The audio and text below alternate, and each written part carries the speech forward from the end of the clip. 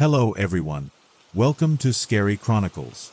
I know you've come here to relax and fall asleep, so before we begin, don't forget to like this video and subscribe to the channel.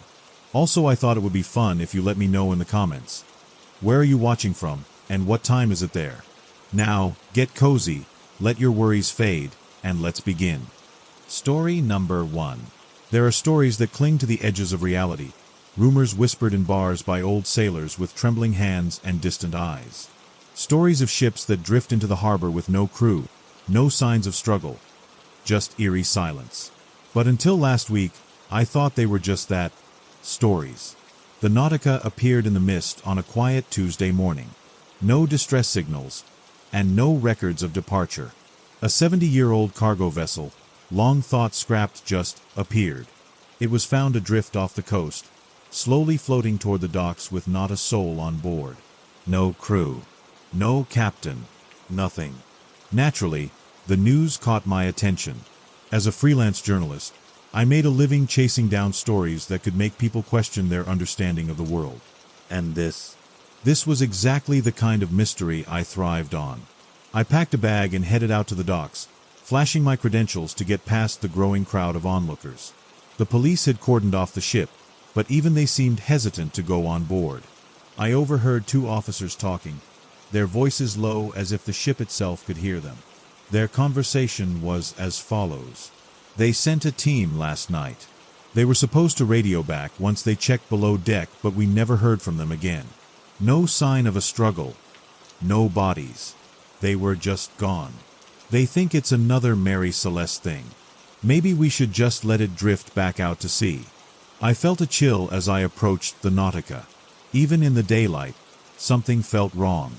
The hull was rusted, the metal groaning softly as it swayed in the water. But it was more than just the age of the ship. There was a presence about it, like the ship was watching, waiting. I wasn't the only one who noticed. As I boarded, a few dockworkers crossed themselves, muttering superstitious warnings. One of them, an older man with grizzled features, stopped me. "You're going on that thing? You know about the crew, right?" I nodded. "Vanished, right? Like the Mary Celeste?" His eyes darkened a bit, but he continued. "Not just vanished. There's something else.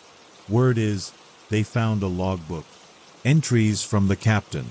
It wasn't just the crew disappearing. They were hearing things. They heard voices. Sounds that don't belong on a ship like this." I paused, my curiosity piqued. "What kind of sounds?" The man hesitated, then leaned in close. "The kind that makes you wish you hadn't heard them." That was enough for me. I thanked him and made my way up the gangplank. As my feet touched the deck, I could feel the weight of the silence pressing down on me. The creaking of the ship was the only sound, but even that felt wrong, like the ship was groaning under some unseen burden. I moved toward the bridge first, wanting to get a look at the logbook the dockworker mentioned. The door to the bridge was slightly ajar, and I pushed it open with a creak. Dust motes floated lazily in the air, caught in the gray light filtering through the grime-covered windows. The captain's chair sat empty, facing the sea like a sentinel. The logbook was on the desk, its leather cover cracked and worn. I flipped through the pages, scanning entries about mundane ship operations and maintenance, until I hit the last few. October 7th, 1949. Something is wrong. The men hear noises at night. Soft voices, whispers just below the deck. I dismissed it at first, thinking it was just the sound of the water or the ship settling, but last night, I heard it too. October 9th, 1949. The voices are getting louder. I've ordered the men to stay above deck at night. No one is to go below deck alone. Some of them are saying the ship is cursed, that we've crossed into something we weren't meant to. Nonsense. But I can't shake the feeling that we're being watched. October 10th, 1949. 2 men are missing. No sign of them anywhere. I don't know what to do. We've searched the entire ship, every inch, but they're gone. Some of the men want to turn back, but I won't have it. We push forward. October 12th, 1949. I'm the last one. They've all gone below deck, despite my orders. I can hear them down there. The whispers are louder now. They're calling my name. I won't go. I won't go. The final entry trailed off, the ink smudged as if the captain's hand had trembled as he wrote it. I stood there for a moment, my heart pounding in my chest. The Nautica's crew hadn't just disappeared. Something had taken them. A sudden creak echoed through the bridge, and I froze. The air felt thick, charged with an energy I couldn't explain. I turned slowly, half expecting to see someone standing in the doorway. But there was no one. The ship groaned again, and this time, I swore I heard it. The faintest whisper of my name. Beckoning. I backed out of the bridge, my pulse racing. I needed answers, but there was something I knew deep down. Whatever had happened to the crew, whatever was calling from below deck, wasn't done yet. As I stood there, staring at the rusted metal stairs leading below, the wind seemed to carry that same whisper to my ear again, soft but unmistakable. Come down. I stood at the top of the stairs, staring into the darkness below. The air was thick, almost suffocating. The same whisper from the bridge echoed in my ears, faint but unmistakable. Come down. The urge to turn around and run was strong, but something held me there. Curiosity, or maybe something deeper, something darker. I wasn't just here for a story anymore. I needed to know what happened to the crew. I took a deep breath and started down the stairs. Each step creaked beneath my weight, the sound of old wood and rusted metal groaning in protest. The further I descended, the colder the air became, as if I were walking into the depths of a forgotten tomb. At the bottom of the stairs, the ship's corridors stretched out in both directions, dimly lit by the occasional flicker of a dying light bulb. The silence was absolute. No sound of the sea, no hum of the ship's machinery, just oppressive stillness. The kind of silence that feels alive. I gripped the flashlight tighter in my hand, the beam cutting through the darkness as I started walking. The walls were lined with thick rivets, the floor covered in grime and rust. But something else caught my eye. Faint handprints, smeared in dark red, trailing along the walls as if someone had been dragged. There are stories that cling to the edges of reality, rumors whispered in bars by old sailors with trembling hands and distant eyes. Stories of ships that drift into the harbor with no crew, no signs of struggle, just eerie silence. But until last week, I thought they were just that, stories. The Nautica appeared in the mist on a quiet Tuesday morning. No distress signals, and no records of departure. A 70-year-old cargo vessel, long thought scrapped, just appeared. It was found adrift off the coast, slowly floating toward the docks with not a soul on board. No crew. No captain. Nothing. Naturally, the news caught my attention. As a freelance journalist, I made a living chasing down stories that could make people question their understanding of the world. And this was exactly the kind of mystery I thrived on. I packed a bag and headed out to the docks, flashing my credentials to get past the growing crowd of onlookers. The police had cordoned off the ship, but even they seemed hesitant to go on board. I overheard two officers talking, their voices low as if the ship itself could hear them. Their conversation was as follows. They sent a team last night. They were supposed to radio back once they checked below deck, but we never heard from them again. No sign of a struggle. No bodies. They were just gone. They think it's another Mary Celeste thing. Maybe we should just let it drift back out to sea. I felt a chill as I approached the Nautica. Even in the daylight, something felt wrong. The hull was rusted, the metal groaning softly as it swayed in the water. But it was more than just the age of the ship.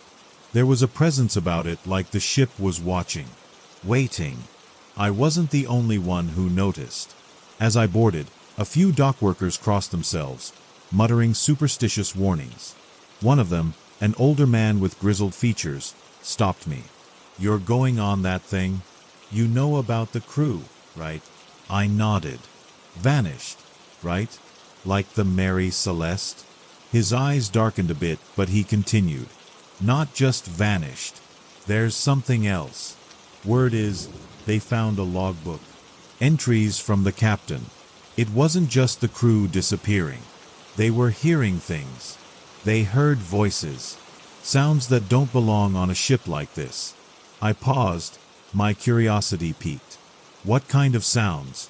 The man hesitated, then leaned in close. The kind that makes you wish you hadn't heard them. That was enough for me. I thanked him and made my way up the gangplank. As my feet touched the deck, I could feel the weight of the silence pressing down on me. The creaking of the ship was the only sound, but even that felt wrong, like the ship was groaning under some unseen burden. I moved toward the bridge first, wanting to get a look at the logbook the dockworker mentioned. The door to the bridge was slightly ajar, and I pushed it open with a creak. Dust motes floated lazily in the air, caught in the gray light filtering through the grime-covered windows. The captain's chair sat empty, facing the sea like a sentinel. The logbook was on the desk, its leather cover cracked and worn. I flipped through the pages, scanning entries about mundane ship operations and maintenance, until I hit the last few. October 7th, 1949. Something is wrong. The men hear noises at night. Soft voices, whispers just below the deck. I dismissed it at first, thinking it was just the sound of the water or the ship settling, but last night, I heard it too. October 9th, 1949. The voices are getting louder. I've ordered the men to stay above deck at night. No one is to go below deck alone. Some of them are saying the ship is cursed, that we've crossed into something we weren't meant to. Nonsense. But I can't shake the feeling that we're being watched. October 10th, 1949. 2 men are missing. No sign of them anywhere. I don't know what to do. We've searched the entire ship, every inch, but they're gone. Some of the men want to turn back, but I won't have it. We push forward. October 12th, 1949. I'm the last one. They've all gone below deck, despite my orders. I can hear them down there. The whispers are louder now. They're calling my name. I won't go. I won't go. The final entry trailed off. The ink smudged as if the captain's hand had trembled as he wrote it. I stood there for a moment, my heart pounding in my chest. The Nautica's crew hadn't just disappeared. Something had taken them. A sudden creak echoed through the bridge, and I froze. The air felt thick, charged with an energy I couldn't explain. I turned slowly, half expecting to see someone standing in the doorway. But there was no one. The ship groaned again, and this time, I swore I heard it. The faintest whisper of my name. Beckoning. I backed out of the bridge, my pulse racing. I needed answers, but there was something I knew deep down. Whatever had happened to the crew, whatever was calling from below deck, wasn't done yet. As I stood there, staring at the rusted metal stairs leading below, the wind seemed to carry that same whisper to my ear again, soft but unmistakable. Come down. I stood at the top of the stairs, staring into the darkness below. The air was thick, almost suffocating. The same whisper from the bridge echoed in my ears, faint but unmistakable. Come down. The urge to turn around and run was strong, but something held me there. Curiosity, or maybe something deeper, something darker. I wasn't just here for a story anymore. I needed to know what happened to the crew. I took a deep breath and started down the stairs. Each step creaked beneath my weight, the sound of old wood and rusted metal groaning in protest. The further I descended, the colder the air became, as if I were walking into the depths of a forgotten tomb.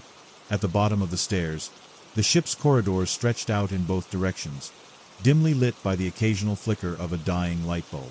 The silence was absolute. No sound of the sea, no hum of the ship's machinery, just oppressive stillness. The kind of silence that feels alive. I gripped the flashlight tighter in my hand, the beam cutting through the darkness as I started walking. The walls were lined with thick rivets, the floor covered in grime and rust. But something else caught my eye. Faint handprints, smeared in dark red, trailing along the walls as if someone had been dragged. I felt a shiver crawl up my spine. The logbook had mentioned the voices. The missing men. The captain refusing to go below deck. I had come here for answers, but now I wasn't so sure I wanted to find them. As I turned the corner, I came across the first door. Its surface was scarred with deep gouges, as though someone, or something, had clawed at it desperately. I reached for the handle, hesitating for just a moment before pushing it open. The room beyond was small, likely one of the crew's quarters. Bunks were stacked against the wall, the mattresses old and worn, but what caught my attention was the layer of dust covering everything. It wasn't just dust, it was thick, undisturbed, as if no one had stepped foot in this room for decades. But that didn't make sense. The ship had disappeared in 1949. How could the dust be so thick, so untouched? Something moved in the corner of my vision, just a shadow, but enough to make my heart skip a beat.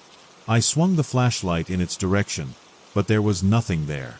Just the bare metal walls. That's when the whispering started again. This time, it wasn't just my name. "Why are you here?" The voice was soft, barely a whisper, but it was close. Too close. I backed out of the room, my heart hammering in my chest. The corridors seemed longer now, darker, as if the ship itself were closing in on me. The handprints on the walls seemed fresher, the dark stains more vivid. I could feel eyes on me, watching from the shadows. I had to keep moving. I passed more doors, all sealed shut, some with deep scratches and dents. The air felt heavier with each step I took, the temperature dropping with every passing minute. I kept telling myself it was just an old ship, abandoned and forgotten, but there was a part of me, deep down, that knew better. Something was here. Another door stood slightly ajar at the end of the corridor, and I felt a pull toward it. I stepped inside and found what looked like a mess hall. Tables and chairs were overturned, as though there had been some kind of struggle. Plates, still half filled with food, sat undisturbed on the tables, now long covered in mold. But that wasn't what sent the chill down my spine. The chairs. They weren't just overturned randomly. They were arranged, deliberately, in a circle. And sitting in those chairs were shadows. I blinked, and the shadows were gone, but the impression of them lingered. As if, for just a moment, I had seen something. Someone. The whispering grew louder. "They took us. They took us." I spun around, the flashlight beam slicing through the room, but no one was there. The ship groaned around me, metal straining under the weight of something unseen, something pressing down on the very walls. I needed to leave. I turned to go, but something caught my eye, a figure just at the edge of the doorway. It was barely visible in the dim light, but I saw it. Tall, thin, watching. It vanished before I could get a closer look, but the air around me grew colder. I raced back toward the stairs, heart pounding in my chest. I had to get out. I had to get off this ship. As I ran, the whispering followed, growing louder and more frantic. "They took us. They took us. They took us." The voices seemed to echo from the very walls, surrounding me, pulling at me. I reached the bottom of the stairs, breathless, and turned to look back one last time. That's when I saw them. Silhouettes.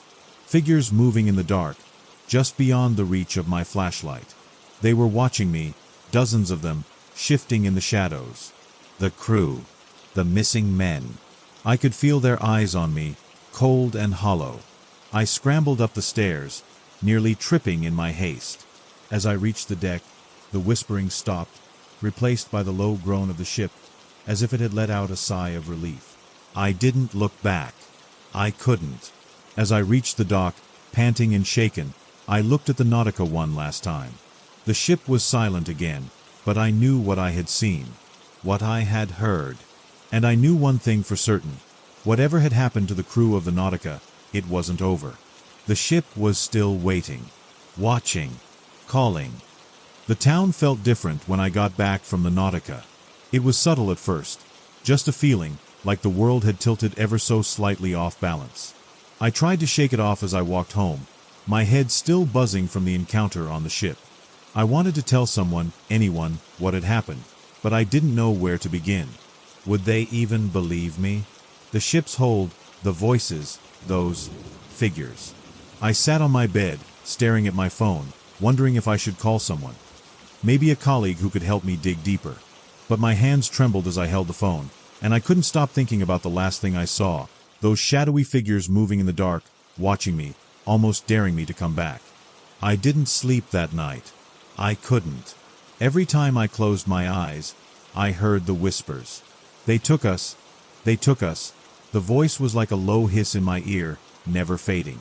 I would snap my eyes open and stare into the darkness of my bedroom, expecting to see the shadows creeping toward me. But it was just me. Alone. At least, I thought I was alone. The next morning, I decided to head back to the docks. Not to the Nautica. I wasn't ready to face that nightmare again, but to see if there were any new developments. Maybe the authorities had decided to do another sweep of the ship, or maybe more reports had surfaced about its cursed return. When I got there, I noticed something strange. The fog. It had rolled in overnight, thick and gray, choking the town like a blanket of smoke. I couldn't even see the end of the street from where I stood. The dock workers moved like ghosts, their figures barely visible through the mist. The Nautica was still anchored, looming in the fog like a forgotten monolith.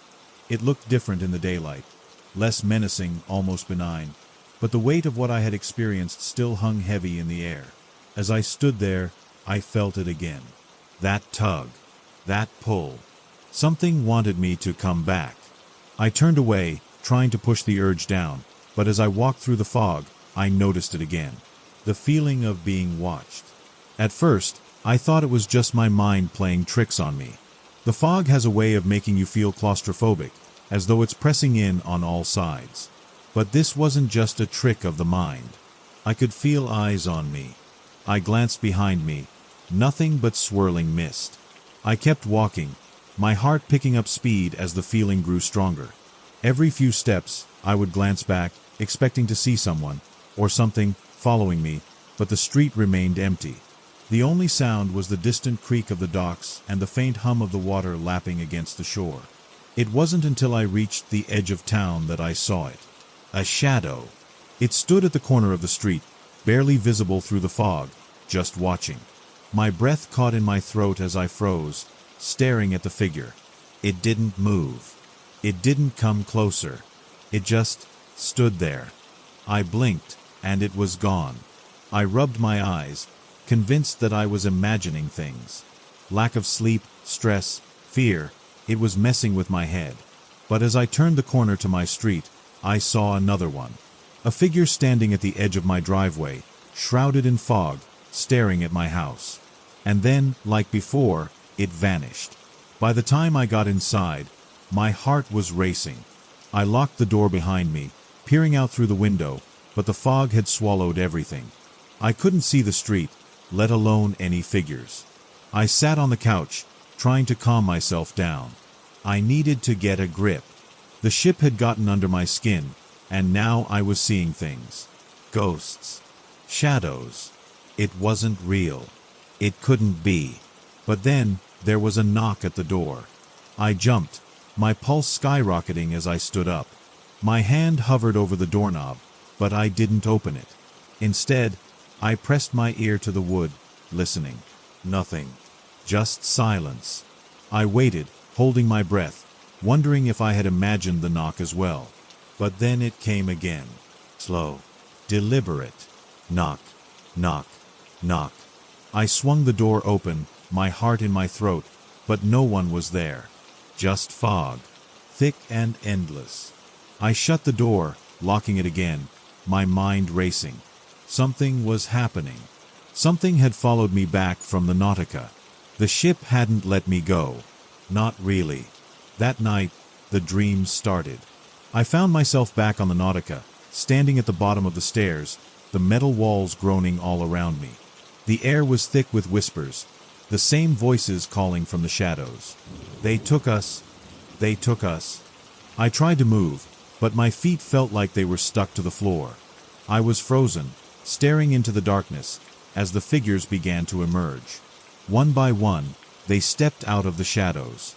Their faces were hollow, their eyes black pits of nothingness, and their skin hung loosely from their bones as if they had been drained of life long ago. They reached out to me, their fingers gnarled and bony, beckoning me to join them. I woke up in a cold sweat, gasping for air. The clock read 3:33 a.m. I was drenched, my heart hammering in my chest, the sound of their voices still echoing in my ears. But the worst part, The fog had seeped into my room. At first, I thought I was still dreaming, but no. It was real. Thick tendrils of mist curled around the edges of my window, sliding through the small gap at the frame. I could feel the cold dampness of it on my skin.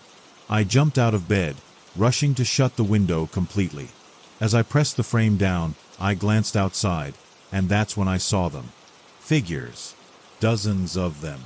Standing in the street, barely visible through the fog, their hollow eyes fixed on my house. On me. I stumbled back from the window, my breath catching in my throat. I wanted to scream, to run, but I couldn't move. The fog pressed in on all sides, choking the air from the room.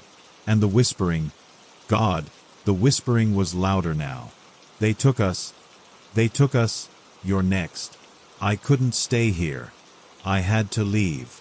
I had to get away from whatever was happening. But as I moved toward the door, I realized something that made my blood run cold. The fog wasn't just outside. It was inside, too. And the figures, they were getting closer. I could feel it moving inside the house, seeping through the cracks in the windows, crawling along the walls like something sentient. My breath caught in my throat as I stood frozen in the doorway of my bedroom, staring at the shifting tendrils of mist that curled and coiled around me. The figures outside were getting closer, their hollow faces barely visible through the fog that had swallowed the entire street. I could hear them now, whispers that scraped against my brain like nails on a chalkboard. They took us, you're next. I had to get out of here. Grabbing my coat, I bolted for the front door, throwing it open without thinking. The fog outside was thick, almost solid, but I didn't care. I ran, plunging headfirst into the mist, my heart pounding in my chest. The cold dampness of the air clung to my skin, making it feel like I was moving through water. The figures were everywhere, shadows lurking just beyond my vision, always one step behind, always watching. I could feel their presence pressing in on me, pulling me deeper into the fog. But I kept running. I didn't know where I was going, just that I had to get away. Away from the house, away from the ship, away from the suffocating presence that was dragging me back into the dark. I don't know how long I ran before I realized I had made it to the docks. The Nautica loomed in the fog, its rusted hull barely visible against the backdrop of swirling mist. I stared at it, gasping for breath, my heart racing in my chest. The ship stood there like a monument to everything that had gone wrong. The voices were louder now, the whispers mixing with the creaking of the ship, like the very metal was speaking to me. They took us. I should have kept running. I should have turned around and left this cursed place behind. But something held me there, something stronger than fear. I needed answers. The ship had called me back, and I was powerless to resist. I stepped onto the gangplank, my footsteps echoing through the still air. The fog seemed to part as I approached the ship, like it was inviting me in. The moment I set foot on the deck, I felt the weight of the ship press down on me again, the same crushing silence that had haunted me since my first visit. I wasn't alone. The figures were here too, lurking in the corners of my vision, always just out of reach. I could feel their eyes on me, cold and hollow, but they never moved. They just waited. I made my way to the stairs that led below deck. My hand hovered over the railing, hesitating for a moment. I had barely escaped last time, but now I didn't have a choice. Something was down there, something that held the answers I was looking for. The voices grew louder as I descended, their whispers swirling around me, wrapping me in a suffocating cocoon of sound. They took us. I reached the bottom of the stairs, the cold metal floor groaning beneath my feet. The corridors were darker than before, the lights flickering overhead like they were struggling to stay alive. The air felt thick and oppressive, like it was pressing down on me from all sides. And then I saw it. At the end of the corridor, a door stood slightly ajar. I hadn't seen it before on my last visit. It looked old, older than the rest of the ship. The metal was corroded, rusted in places, but there was something else, something strange. Symbols, etched into the surface of the door. Symbols I didn't recognize. My heart raced as I approached it, my breath shallow. I could feel something behind the door, something ancient, something that didn't belong in this world. I pushed the door open. The room beyond was vast. Far too vast to fit inside the ship. It was like I had stepped into another world. The walls stretched impossibly high, curving upward into an endless black void. The air was cold, far colder than it had been in the corridors. And in the center of the room stood a gateway. It was a massive archway, carved from the same dark metal as the ship, but it shimmered with an unnatural light. The symbols I had seen on the door were etched into the frame of the arch, glowing faintly. And beyond the archway was nothing, just a swirling void of darkness, shifting and roiling like a storm that had no beginning and no end. I took a step forward, drawn to the gateway like a moth to a flame.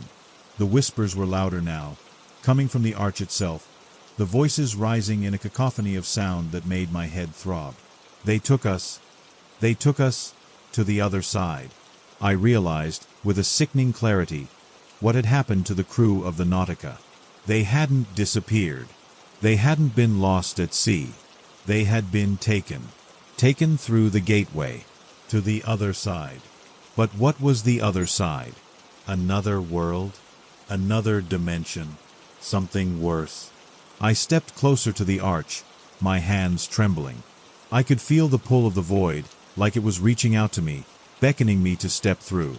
The darkness beyond the arch swirled and shifted, and for a moment, I thought I saw something moving within it. Something vast.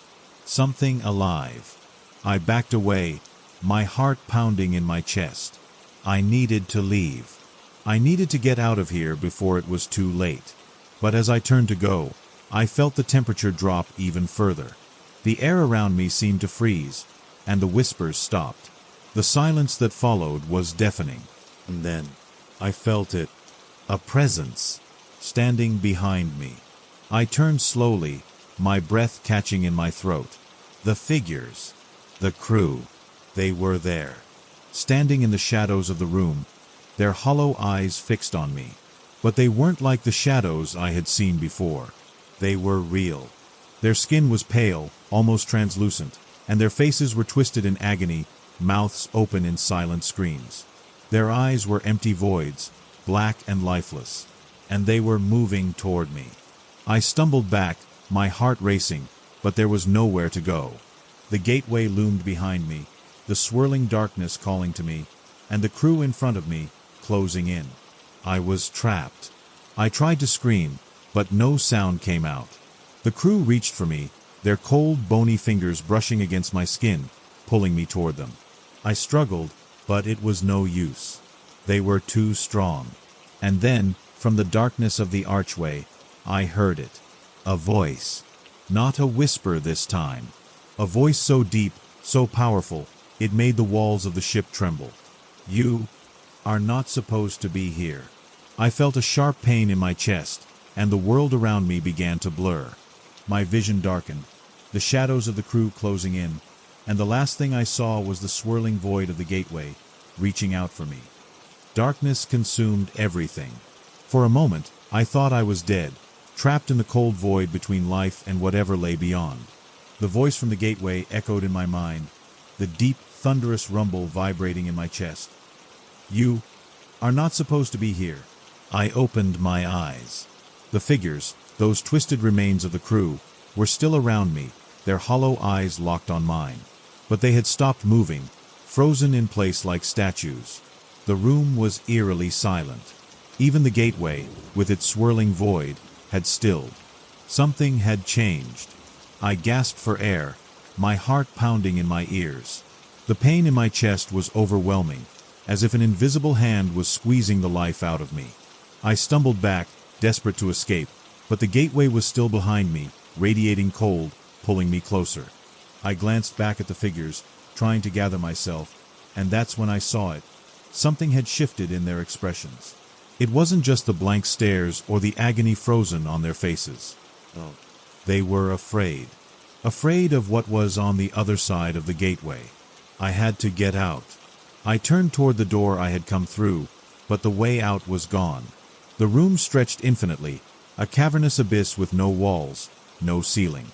The only constant was the gateway, looming behind me like an ancient monument.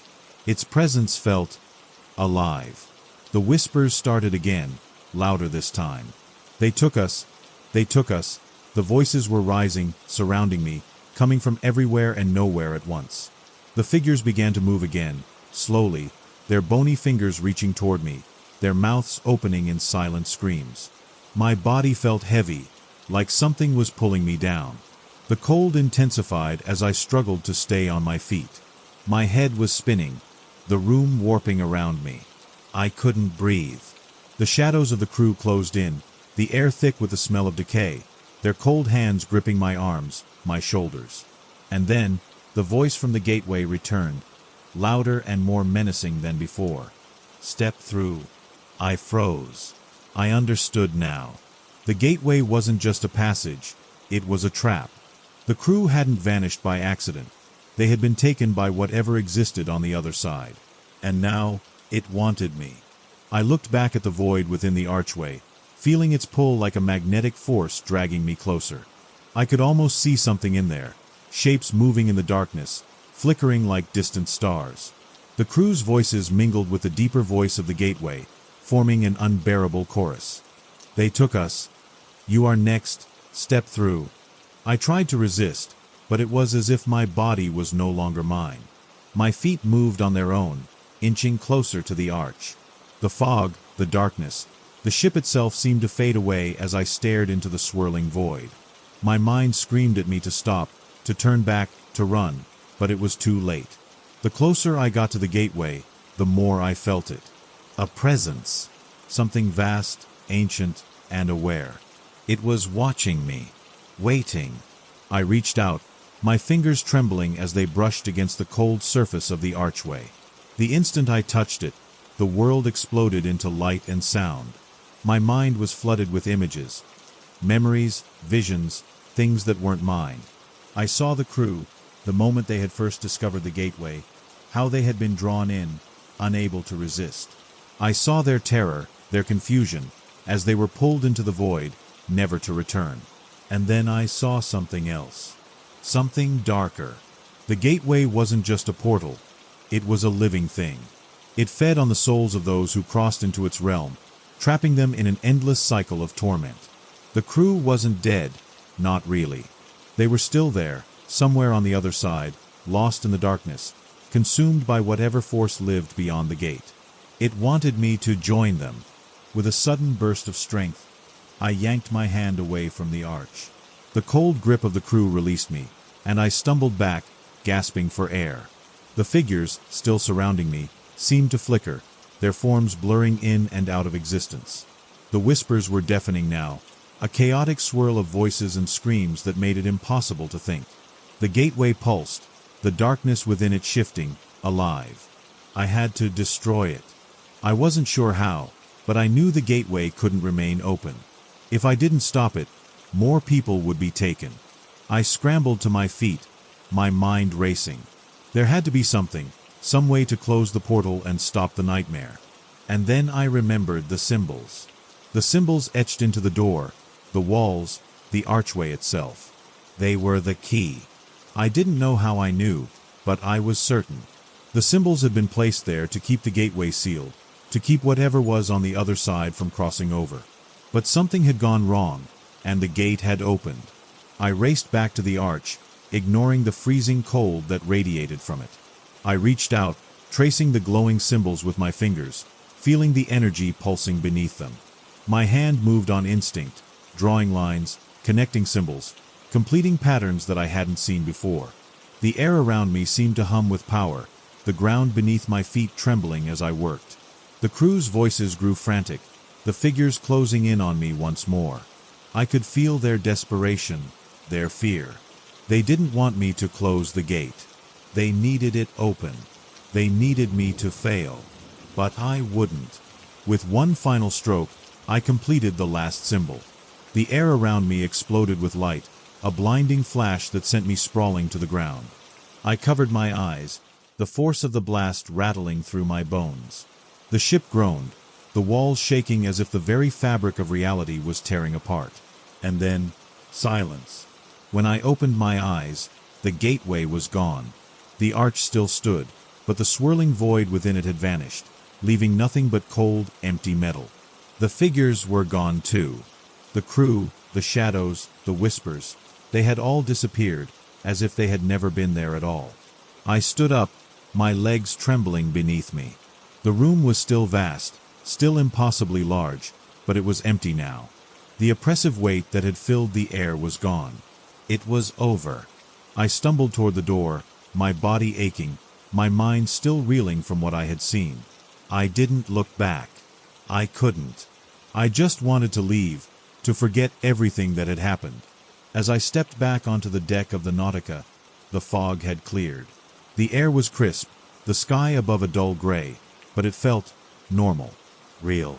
The oppressive weight, the supernatural pull of the ship, it was all gone. But as I walked down the gangplank, something stopped me. A whisper. Faint, almost too quiet to hear. "They took us."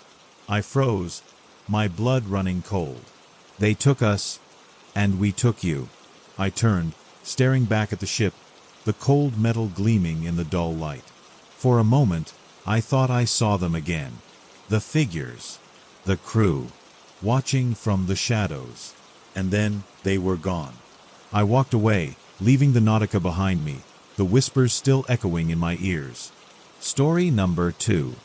In the ever-expanding landscape of obscure subcultures and underground movements, few manage to evade public scrutiny entirely. Yet, one group, quietly operating since 1968, has remained shrouded in mystery and speculation. Known as the Order of Derelictum, the organization functions more as a philosophical enclave than a religious sect, rejecting supernatural beliefs in favor of a deeply rooted ideology of isolation and self-reliance. At its core, it preaches that solitude is the ultimate liberation, a stark contrast to a society increasingly obsessed with validation and connection. When I first heard of the Order, I was skeptical. How could a group so seemingly benign, with no history of violence or coercion, persist for over 50 years in near-total anonymity? With approximately 40 members ranging in age from their early 20s to their mid-70s, the group's existence feels anachronistic in the digital age. Yet, their carefully cultivated secrecy and the unnerving rumors surrounding their annual ritual compelled me to dig deeper. The Order of Derelictum was founded in 1968 by Everett March, a reclusive academic and self-proclaimed misanthrope. March, then a professor of philosophy at a small college in rural Pennsylvania, published a controversial paper titled The Virtue of Isolation, a critique of communal dependency. The paper argued that human connection was inherently corrosive, fostering betrayal, disappointment, and stagnation. While widely dismissed in academic circles as the ramblings of a bitter man, the paper resonated with a small but devoted following of students and colleagues. March's teachings evolved into an informal gathering, which later became the Order of Derelictum. The group's name, derived from the Latin word derelictum, meaning abandoned or forsaken, reflected its central tenet: the belief that true strength and enlightenment can only be achieved through severing all attachments, physical, emotional, and social. By the early 1970s, the group had grown modestly, attracting disillusioned individuals who saw themselves as victims of a society that valued conformity over individuality. Members shared stories of rejection, heartbreak, and alienation, finding solace in the Order's embrace of solitude. Over time, their gatherings became less about communal support and more about celebrating the virtue of isolation itself. By 1973, Everett March had gone into total self-reclusion, abandoning the movement and disappearing from the world completely. When looking into the Order's teachings, it's easy to see that they are paradoxical, often bordering on ironic. Members insist they are not a religious group, dismissing the supernatural as a distraction from the human condition. Yet, they personify their ideology through a fictional entity known as Derelictum, the supposed embodiment of isolation and abandonment. To the Order, Derelictum is not a god or deity but a metaphor for the ultimate state of being: detached, self-reliant, and free. This atheistic symbolism extends to their practices, which the Order describes as satirical imitations of traditional religious rites. Chief among these is their annual ritual of voluntary sealing, held each winter solstice. The event involves ceremonially leading a chosen member to a small room where they are sealed inside, the act being meant to symbolize the embrace of ultimate solitude. While members insist the ritual is purely symbolic, whispers of something more sinister have lingered for decades. Today, the order operates out of scattered locations across the United States, with no central headquarters or formal recruitment process. Its membership remains small, never exceeding 50 at any given time, and consists of individuals from all walks of life.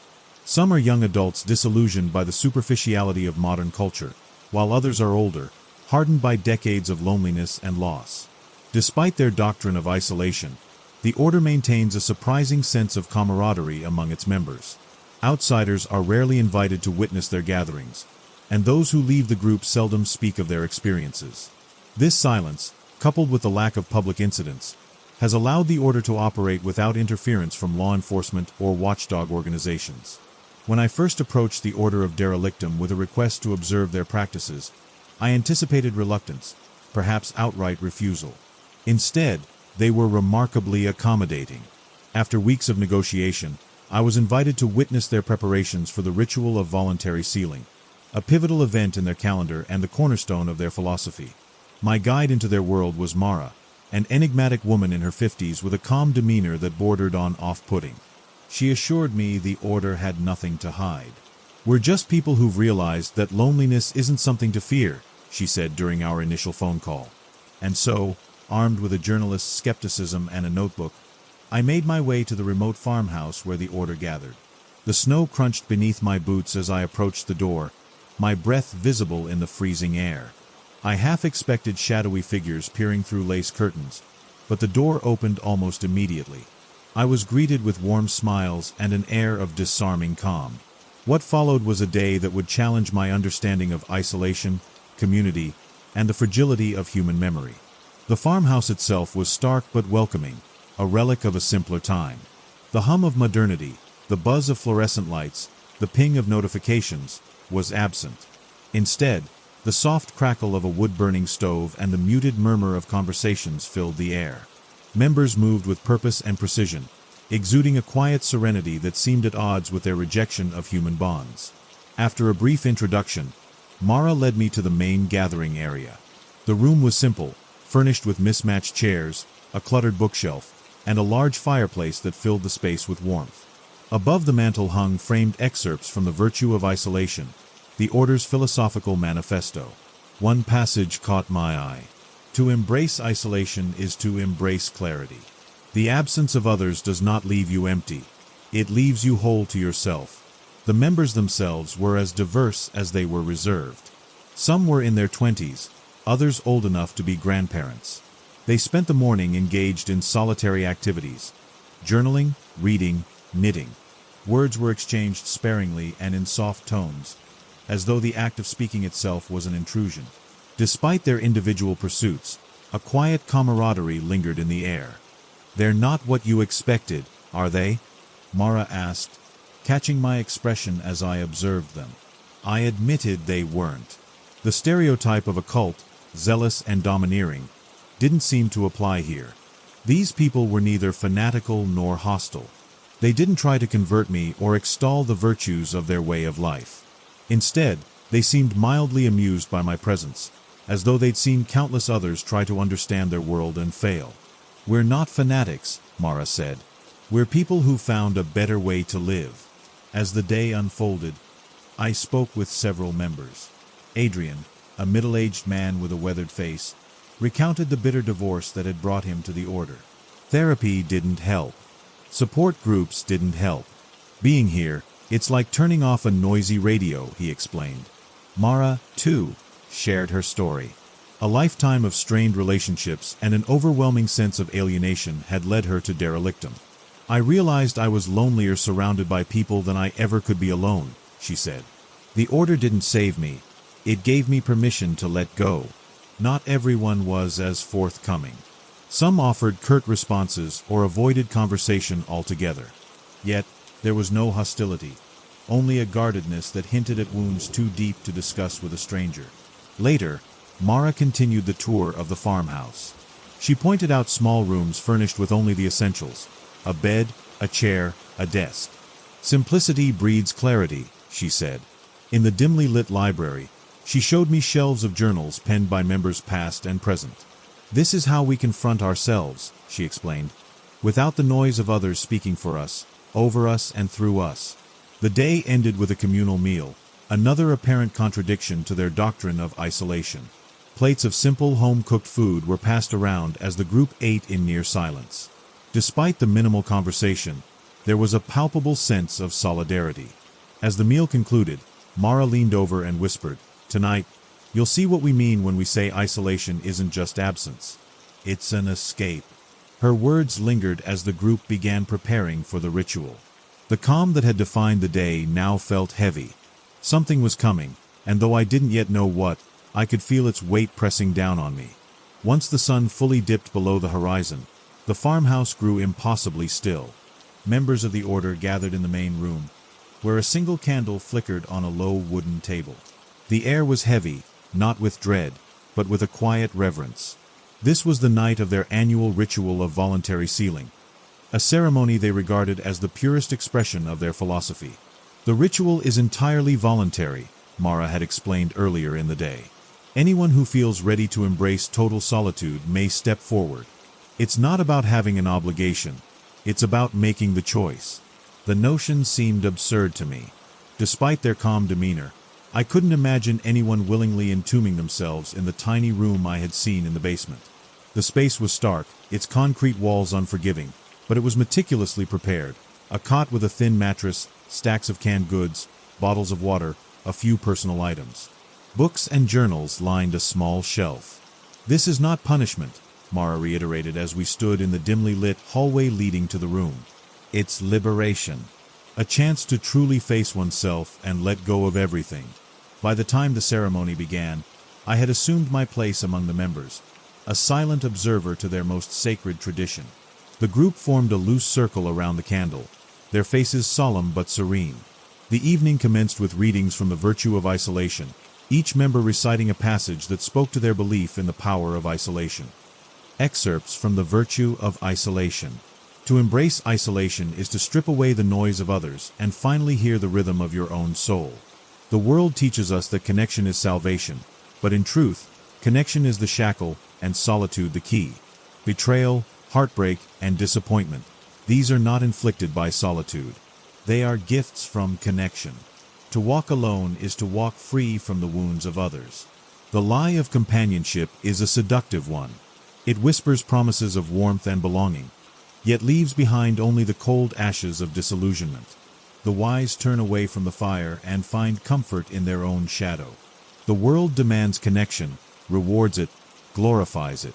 But ask yourself, at what cost? What part of you must die to keep others alive in your presence?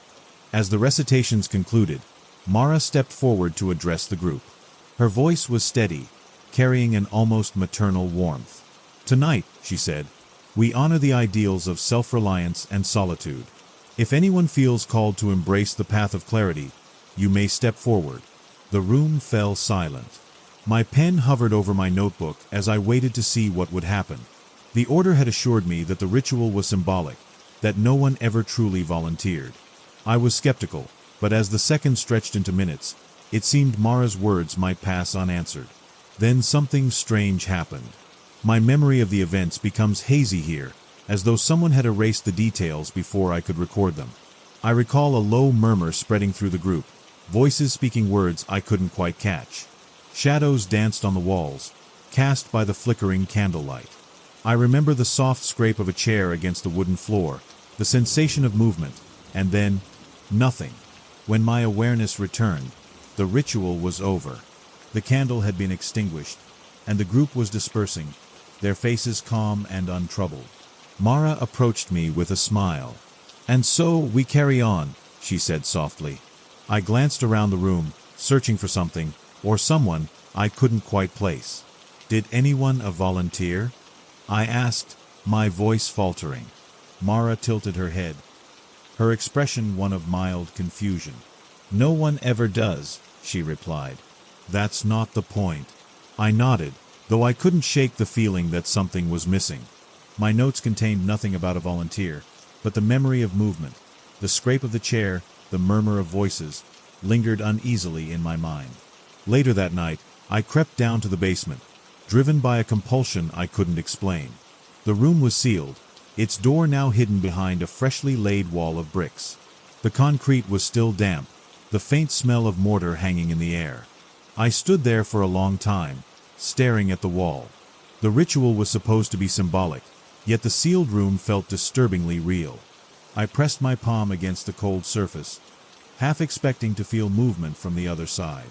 But there was only silence, a silence that felt far too complete. Back upstairs, I found Mara tidying the main room. "Doesn't something feel final?" I asked her, unsure how else to phrase the knot of unease in my chest. Mara paused, considering my words. "Finality is an illusion," she said. "In isolation, there is no end." Her answer offered no comfort. As I lay awake that night, I couldn't shake the feeling that I had witnessed something far darker than the group intended to reveal. I left the farmhouse the morning after the ritual with a lingering sense of unease. The Order of Derelictum's members, ever polite, bid me farewell with serene smiles, as if the previous night's events were nothing extraordinary.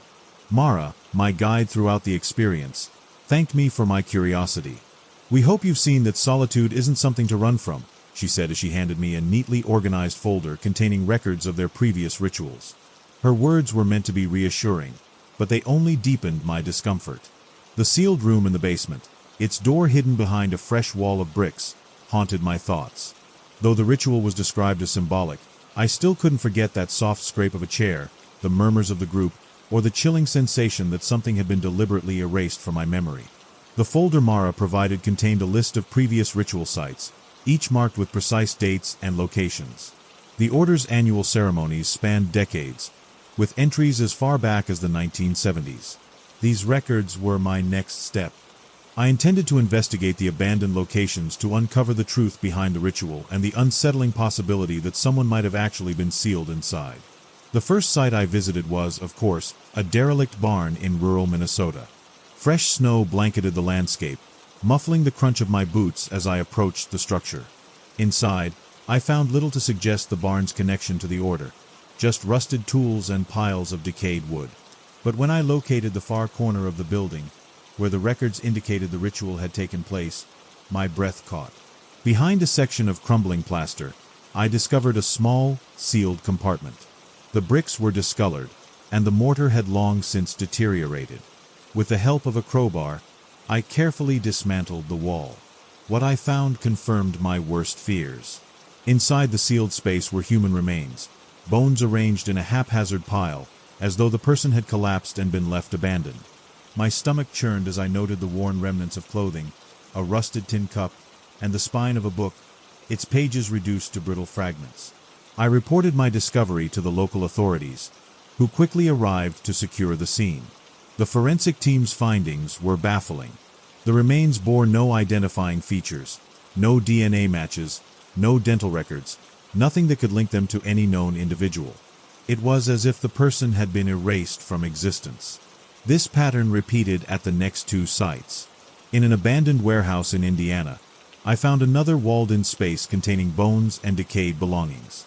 At an old farmhouse in Ohio, the same grim evidence awaited. Each time, the authorities were called, and each time, the forensic reports came back with the same chilling conclusion. The victims could not be identified. The more sites I investigated, the heavier the burden of discovery became. The sealed spaces told stories of profound isolation and suffering. Stories that had been silenced, their authors erased.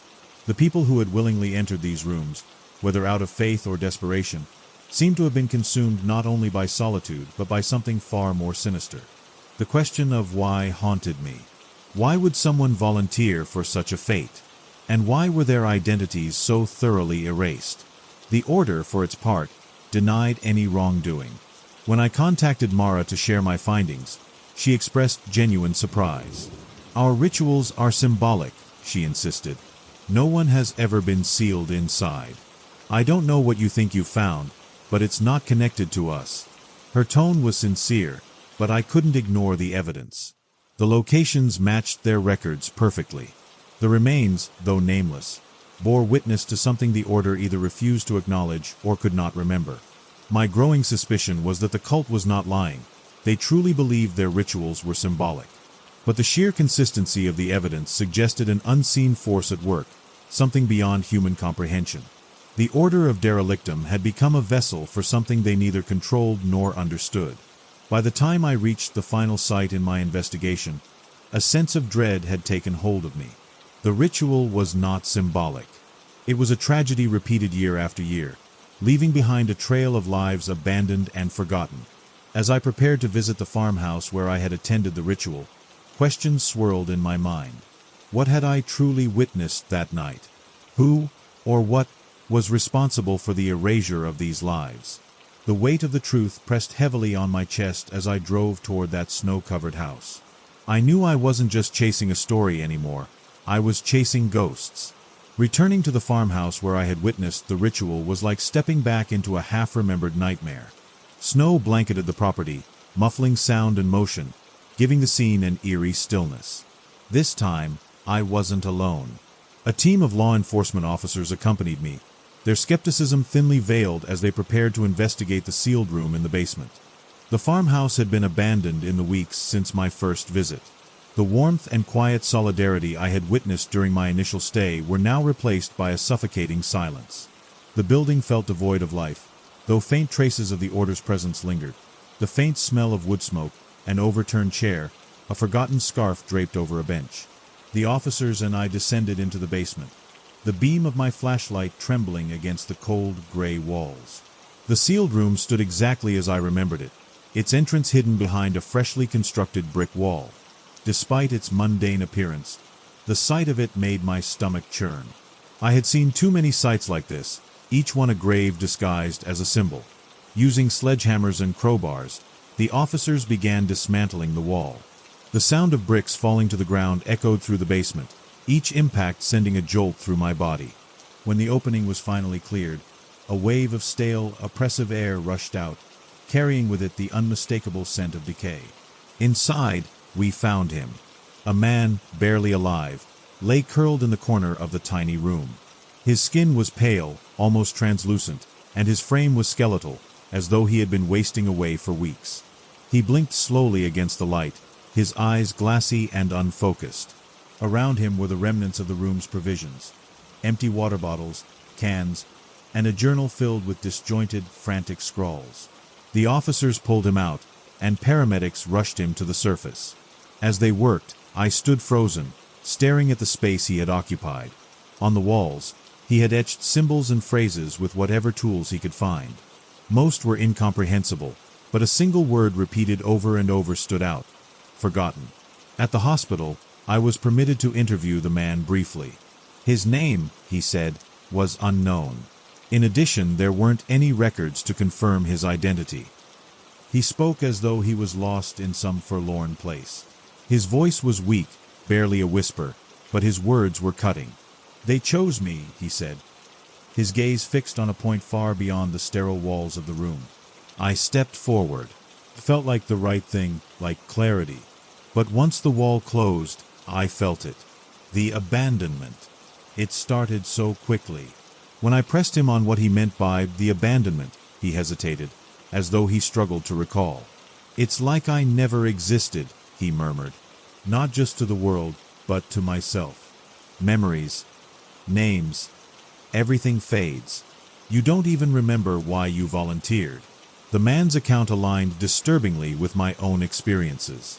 The members of the Order, and even I, had no memory of anyone stepping forward during the ritual. The erasure he described seemed to extend beyond the individual, affecting everyone who had ever known them. More horrifying still was the realization that the man's survival was an anomaly. At the other sites I had investigated, no one had been found alive. I couldn't shake the thought that his rescue had interrupted whatever process was at work, leaving him caught in an existential limbo, a man erased from the world, yet still clinging to its edges. Law enforcement's attempts to identify him proved futile. His fingerprints matched no database, and his DNA yielded no familial connections. Even the journal he had written in the sealed room contained nothing useful, just fragmented thoughts and desperate, cryptic pleas. I returned to the farmhouse one last time to reflect on what we had uncovered.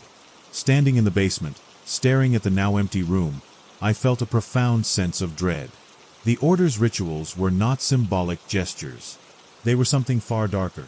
A mechanism for erasure, a means of offering people to a force that thrived on abandonment and oblivion. The Order of Derelictum, for all its intellectual posturing and philosophical ideals, had unwittingly become a conduit for something beyond their understanding. Their insistence that no one ever entered the sealed rooms wasn't a lie. It was a symptom of the abandonment, a consequence of whatever malevolent influence had entwined itself with their practices. As I left the farmhouse, snow falling softly around me, I felt the weight of what I had uncovered settle on my shoulders. The man we had found, the bones in the walls, the erasure of their identities. All of it pointed to a truth I was not prepared to confront. This was no longer just a story. It was a glimpse into the abyss of human isolation, where even memory could be stripped away. I don't know what Derelictum is, but I know that it will give its followers exactly what they want: absolute abandonment. If you're interested in any of the other cults I've interviewed, I've got plenty more to share. For now, let me leave you with a final excerpt from Everett March's work. To seek Derelictum is to seek the ultimate solitude, a state in which even the self dissolves into nothingness. Derelictum does not offer salvation, for salvation is a connection. It does not offer purpose, for purpose is an anchor. It offers only abandonment, pure and absolute. Followers must understand that Derelictum is not a deity to be worshipped, nor a force to be feared. It is the embodiment of isolation, an apathy so profound that it forgets even those who revere it. In its perfect solitude, Derelictum neither acknowledges nor remembers its followers. Those who choose to walk its path do so not for recognition, but for the shedding of all ties, including the tie to Derelictum itself. To be truly abandoned is to be erased, not punished, not rewarded, but simply removed. In the quiet oblivion of erasure, one finds clarity. The final gift of Derelictum is indifference, for even its gaze is a connection too binding for those who seek it. Derelictum does not seek worship, it seeks isolation. Its apathy is infinite, a void that consumes even the memory of those who approach it. To follow is to embrace this void, to surrender not only the bonds of the world but the bond to existence itself. And in that surrender, one becomes nothing, and in becoming nothing, one is finally untethered. Story number 3. Jody appeared one afternoon, a walk-in client. I was in the office completing notes, and had no appointments planned for after. But I don't usually accept walk-ins. I like to have reviewed a client's intake form and made preparations before their appointments. Jody barged past my receptionist and into my office, brown eyes blazing with determination. "You cannot turn me down. You have to see me," was all she said. I stuttered, surprised, then agreed, as if that were the most natural thing in the world. She didn't wait for me to complete my usual spiel reserved for first sessions. Confidentiality, expectations, that sort of thing. She cut through my practiced words. "I need to know how to control my thoughts." "Oh," I said, a little miffed. I wondered if interrupting others was a common thing with her. "You mean you want to learn to change your thoughts, make them more helpful, adaptive?" She frowned. "Yes. I need to not have any harmful thoughts at all." "I see. I understand how frustrating negative thoughts are. It makes sense that you want to get rid of them. But the thing is, it is natural to have all kinds of thoughts. Painful thoughts, happy thoughts." "No, that won't do. I can't have any bad thoughts. Not for more than a second or two. I need to learn to change them all, as quickly as possible, to good thoughts. Or to only have good thoughts." It seemed interrupting was a trend with her. "It's not possible to only have good thoughts," I said. "We are all." "Oh, you're useless," she groaned. That stung. "Well," I said, regulating a sour surge of resentment, "why is it so important for you to not have any bad thoughts at all? That's rather all or nothing an approach, don't you think? I know how it sounds, okay? I've tried everything. I've distracted myself. I've recited mantras. I've blasted positive affirmations on repeat. I've done it all," she vented in a rush. I had an idea of what her issue was. "Have you also tried to negate the bad thoughts? Like imagine them being destroyed, wiped away? Do you use any rituals to nullify bad thoughts? Like the mantras you speak about, praying, or thinking good thoughts to replace them? She nodded vigorously. Yes, I repeat a happy mantra until the bad thought goes away. Sometimes, I hit my head hard to stop the thought, then I repeat the happy mantra, then I think good thoughts until the bad thought has passed. I smiled. What are you afraid will happen if you have a bad thought without chasing it away? The bad thought comes true. Bad things happen. I've failed before. Many times. People have, no matter how much I'm so tired, she said, her voice breaking. She swiped the sleeve of her sweater across her cheek roughly, but more tears came.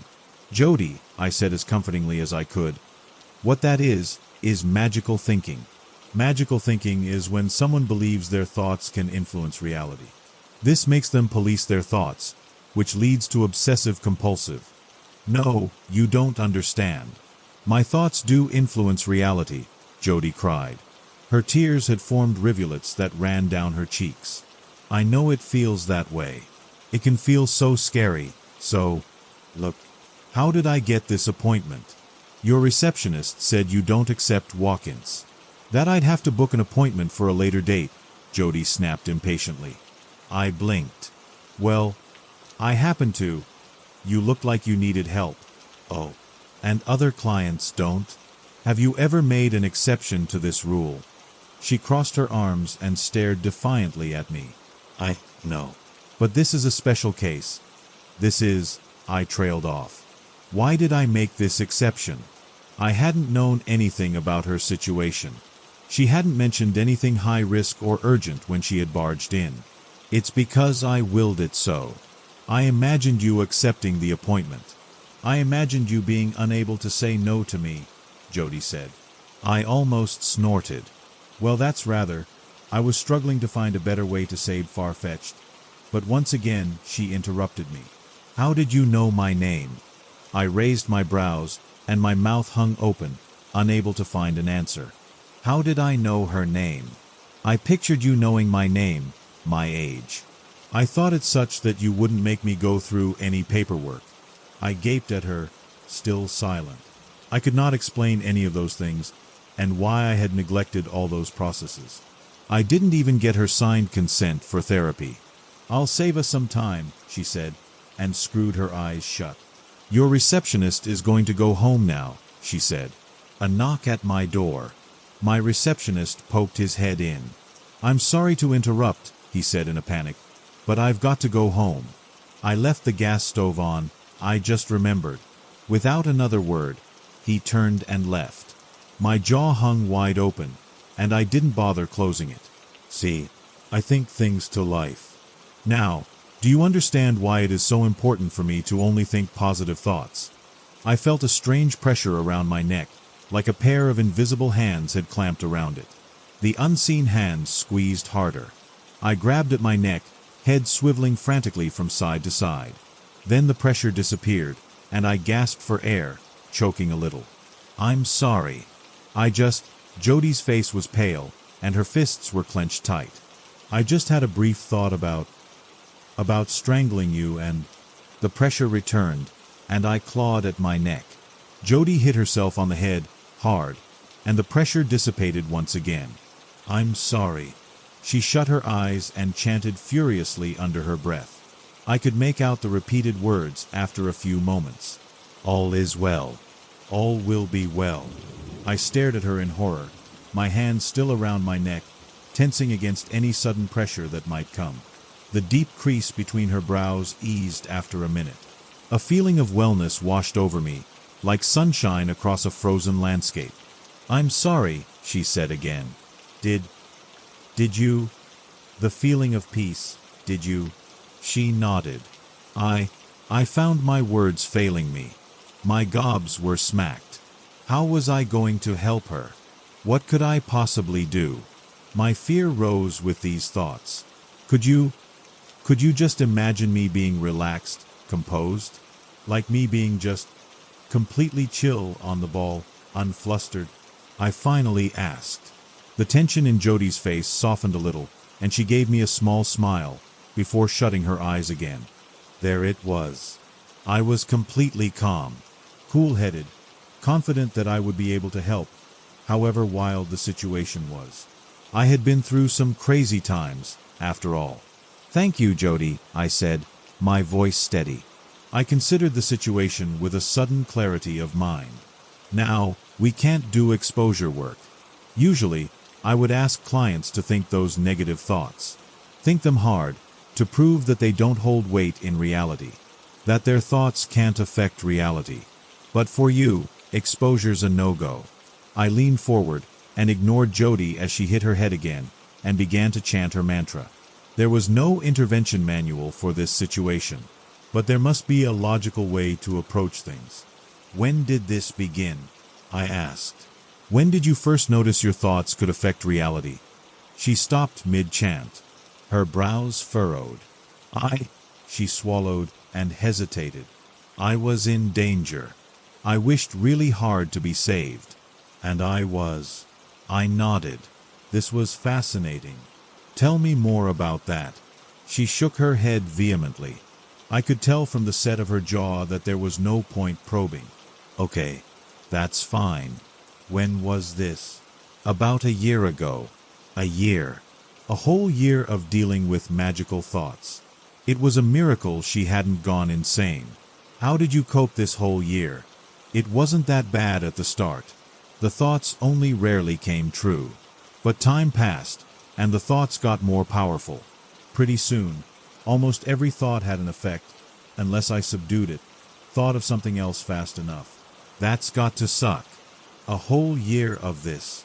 I didn't bother with professional verbiage.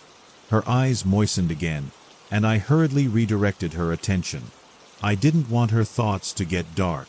"Oh, what was going on in your life just before it began?"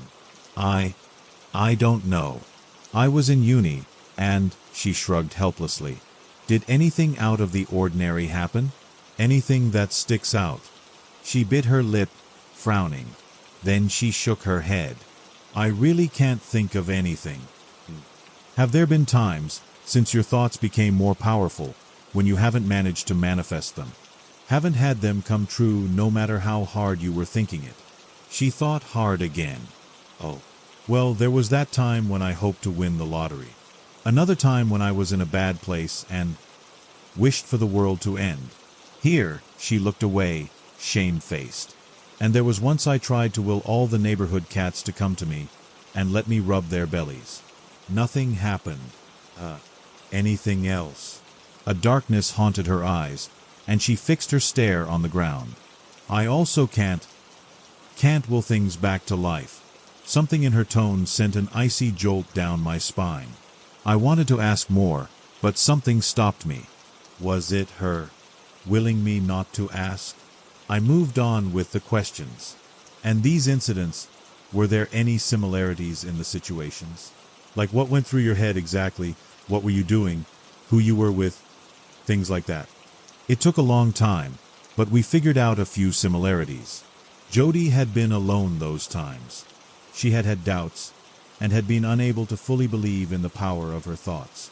She had been on her balcony. She had also been wearing an obsidian pendant at those times. All right then. Experiment time. I began writing on the whiteboard. "Thought experiment." I wrote. "Variable 1, I said, writing at the same time, alone or with others. Variable 2, not fully believing in your ability to make thoughts come true, or fully believing. Variable 3, being on the balcony or being elsewhere. Variable 4, wearing obsidian pendant or not." I stood back and looked at the factors. It could also be a combination of things, but let's test them separately first. Jody stared at the board, nodding vigorously. There was hope in her eyes. "Alone or with others, that we can do now. Come on, think a neutral thought. Like, that my coffee is still warm," I said, pointing to my cooled coffee. She scrunched up her face. I touched the coffee cup after half a minute. It was warm, getting almost hot. "Okay, it works. Yup." I barely stopped myself from saying badass. "Now," I continued, "I'll leave the room. Go all the way down to the lobby. And you cool the coffee down, okay? I'll head right up, take about, say, 3 minutes in total. She nodded, grinning. I left the office, made my way to the first floor, counted off a minute or so, then made my way back. 3 minutes, almost on the dot. I walked in and touched my coffee cup. It was cold. Right. So, not the aloneness factor. Variable 2 then. What thoughts do you think you won't be able to fully believe in? Jody shrugged. Imagining an earthquake, I guess. I have never manifested anything on a large scale, or even medium scale. I nodded. An earthquake. I doubted she could manifest something that big, however hard she tried. Go ahead, then. She hesitated, then closed her eyes. I waited. I realized I hadn't set enough parameters in place. How long would I wait for? Where would the earthquake be? I pulled up my search engine. I was halfway through typing the search terms for current earthquakes when I heard a low rumble. I stared at Jody in alarm. She seemed not to have noticed. She was still deep in focus. The floor began to vibrate, like a train was speeding by directly overhead. Jody, I said. The dangling lights of my office were beginning to sway. Jody, I said again, fear sharpening and magnifying my voice. Jody shook her head, then hit it. The vibrations stopped. Okay, I said. Not the scale of it, or how much you believe in it. I was strangely calm.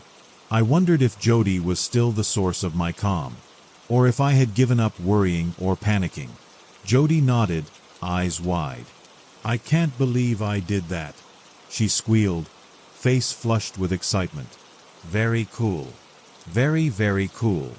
Now, next, I said, logically realizing how terrifying her powers were, and how much danger the world was in, should things get out of control. Yet, I felt nothing but assuredness. Jody was pulling the strings of my emotions. I decided. Variable 3. We would have to go to your balcony. We've already ascertained that your thoughts work here, away from your balcony. Let's go. We made our way to her house, where there was no one home. I thought them away, she said. Before I could be alarmed, she continued, sent my parents to the supermarket. I nodded. It's just your parents and you? A veil of despair draped across her face. It is now. I opened my mouth to ask about it, but found that I could not speak. I swallowed the terror that arose with my wordless exhales. We made our way to her balcony. She looked expectantly at me. Now, think about something. Tell me what it is, I said, relieved to find my voice had returned. She pursed her lips and cocked her head. Maybe I'll imagine the flowers wilting, she said, pointing to the pots of plants lining her balcony. Sure. I sat down on a seat and waited.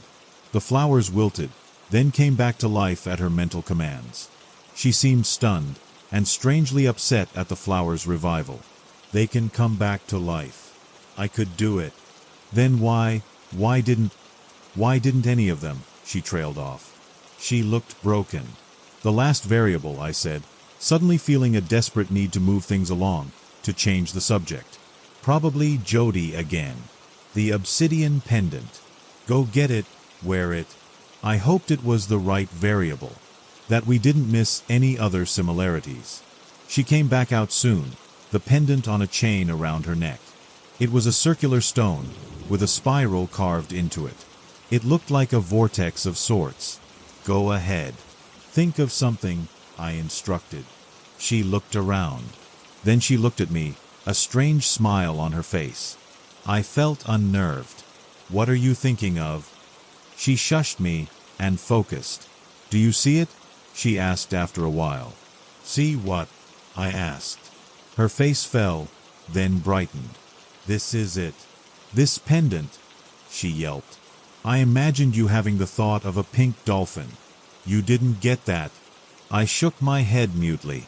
I didn't like her continued efforts to mess with my head. But I was also excited, because her thought didn't come true. Do something else, to confirm it. Just don't mess with my head, I added for good measure. I'll turn the walls blue, she said, pointing to the cream-colored wall. She thought hard and long, but nothing happened. Oh my God. It is the pendant. She cheered. I grinned. A pendant that blocked her powers. It was inexplicable. How did you get this? I asked, when she had calmed down somewhat. I bought it from some lady in a roadside stall in Peru. I think, Peru. Okay. Wow. I was thinking of the different mystical beliefs I knew of that surrounded Peru. Well, we've got it. Keep this on. Forever, I said. She frowned. Forever? What if I lose it? Or if it doesn't go with my outfit? I nearly rolled my eyes. But she had a point. She couldn't ensure she would always have it by her side and never ever lose it. I thought for a while. How about we do exposure therapy, with the pendant on? I asked. Huh. She stared at me, uncomprehending. Exposure therapy helps lessen the significance we place on our thoughts. If you keep thinking bad thoughts as hard as possible while wearing the pendant, it could normalize having bad thoughts for you. Thinking bad thoughts and having nothing happen could help you assign less importance to the thoughts. Okay, she said dubiously. The more significance we place on certain thoughts, the more they harass us. For example, the more I tell you that it's forbidden, even deadly, to think of pink dolphins, the more you would think of it. And the more you think of it, the more fearful you'd get, the more weight it would hold, and the more control it would have over you. So let's do exposure work. So that even if you were to lose the pendant, negative thoughts wouldn't be as scary for you. They wouldn't carry as much weight, and it may be easier to let them go before they do harm. You're right, she said, nodding slowly. That would be helpful. So, weekly sessions, twice a week. It would need to be frequent. I won't be by your side all the time, so it would also be important for you to do exposure work even outside of sessions.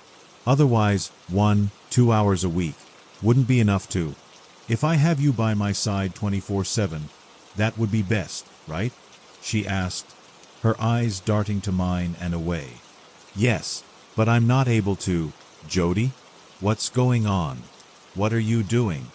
I yelled as objects around me began to grow in size.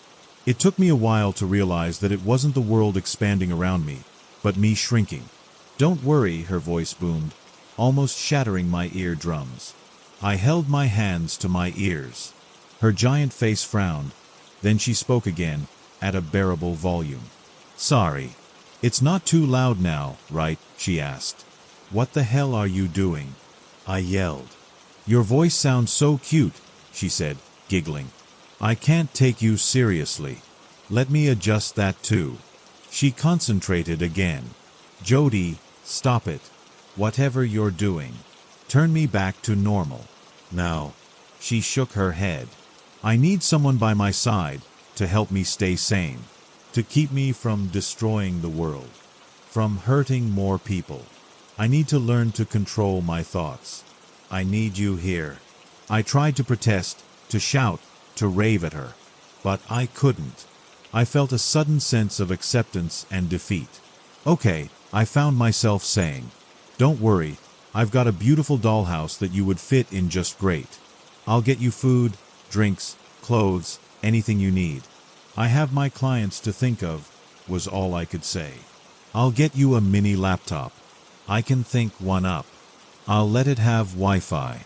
You can talk to your clients anytime you want, online. I was quiet as she picked me up and placed me on the palm of her hand. She took steps, and the world leapt by in swathes. Just please promise me, I finally found my voice, to not mess with my head. Please let me still be me. She bit her lip. I already did, but... Okay, no further. Unless you try to escape. Or if you don't cooperate. I nodded. It's been 10 months. I've been living in a dollhouse, completely alone, save for Jody's company. I've tried yelling for help when her parents came into her room to clean, but they saw nothing, heard nothing. Not a single person in my life reached out. Jody said she had taken care of it, that they wouldn't miss me. That was all she was willing to tell me. And I couldn't contact them. Every time I tried, I ended up doing something else, the attempt entirely forgotten. Jody must have done that too. I'm going insane. I don't think I can last much longer. Maybe I should ask her to mess with my head, to help make things tolerable.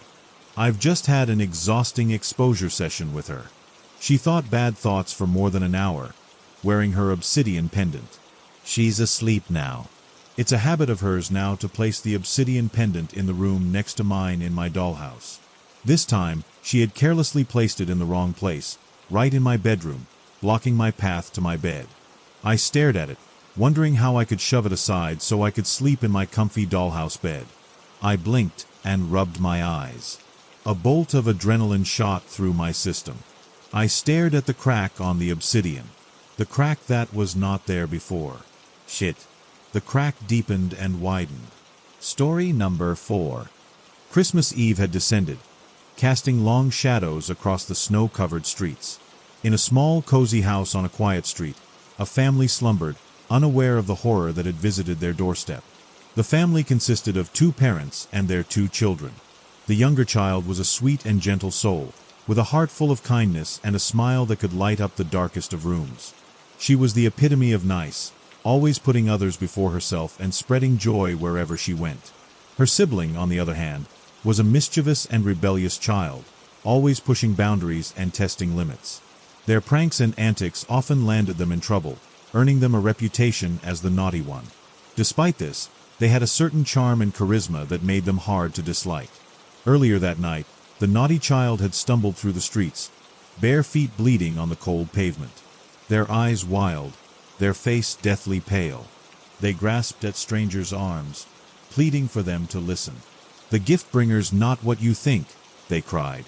"He takes the naughty ones, feeds on their souls." The naughty child's words hung in the air like a specter, a haunting reminder of the terror they had witnessed. But their pleas fell on deaf ears, dismissed as the ravings of a troubled mind. The strangers they had grasped walked away, their faces filled with a mixture of fear and pity. As the naughty child stood alone in the darkness, the wind began to pick up, whispering an eerie melody through the snow-covered streets. The trees creaked and swayed, their branches like skeletal fingers reaching towards the moon. The child's eyes darted back and forth, their mind racing with the memories of what they had seen. They had been taken to a place where the air was sweet with the scent of sugar and spices, but beneath that facade lay a horror beyond comprehension. The child's breath caught in their throat as they recalled the first sight that had greeted them. Rows upon rows of workshops, each one filled with tiny, misshapen creatures toiling away with twisted, gnarled hands. The creatures' eyes had glowed like embers, casting an eerie light on the walls as they worked tirelessly to craft strange and sinister objects. The child had seen dolls with faces that seemed to shift and contort, their smiles twisting into grotesque grins. They had seen toys that seemed to move of their own accord, their limbs jerking and twitching like living things. But it was what lay at the heart of the workshops that had truly frozen the child's blood. A great, towering figure sat upon a throne-like chair, its face a twisted parody of joy and giving. The figure's eyes had burned with an otherworldly intensity, casting a glow over the entire scene like a dark, malevolent sun. The child's mind reeled as they struggled to comprehend the true nature of the gift-bringer. They had always been told that this figure brought joy and happiness to children everywhere, but what they had seen was something entirely different. Something ancient, evil, and hungry. The gift-bringer's face was wrong. It was like someone had taken 1,000 different smiles and mashed them together into a twisted semblance of joy. The skin was stretched too tight, pulling the features into a grotesque grimace. The eyes seemed to be sucking all the light out of the room, leaving only an abyssal void that drew the child in. Its body was shifting, like it was made of wax that was melting and reforming into different shapes. The child saw glimpses of arms, legs, a torso, but they never quite coalesced into a solid form. It was as if the gift-bringer was constantly unfolding and refolding itself, like a puzzle that was never quite solved. The child tried to look away, but their eyes kept drifting back to the gift-bringer's mouth. It was open, too open. The lips were stretched wide, revealing rows of teeth that seemed to be growing, shifting, merging into each other. The child saw glimpses of tongues, multiple tongues, each one writhing like a snake. The gift-bringer's presence was heavy, like a physical weight that was crushing the child, making it hard to breathe. The air around it seemed to vibrate with an otherworldly energy, like the hum of 1,000 bees. The child felt their mind reeling, trying to comprehend the sheer wrongness of this being. But the worst part was, the gift-bringer seemed to be watching the child, watching them with an unblinking gaze that saw right through to their soul. The child felt exposed, naked, like their deepest fears and desires were being laid bare. They tried to scream, but their voice was frozen in their throat. All they could do was stare, transfixed by the horror before them. The gift-bringer's presence seemed to warp the air around it, like a cold draft seeping into the child's bones. The child's skin crawled with gooseflesh as they felt the weight of its gaze, a pressure that made their lungs ache. Every breath was a struggle, as if the gift-bringer's mere existence was suffocating them. The child's mind recoiled from the horror before them, yet their eyes remained fixed on the gift-bringer's twisted face. It was as if they were trapped in a waking nightmare, unable to look away from the abyssal void staring back. The gift-bringer's features seemed to shift and writhe, like a living shadow cast on the wall. Time itself appeared to distort, stretching each moment into an eternity of dread.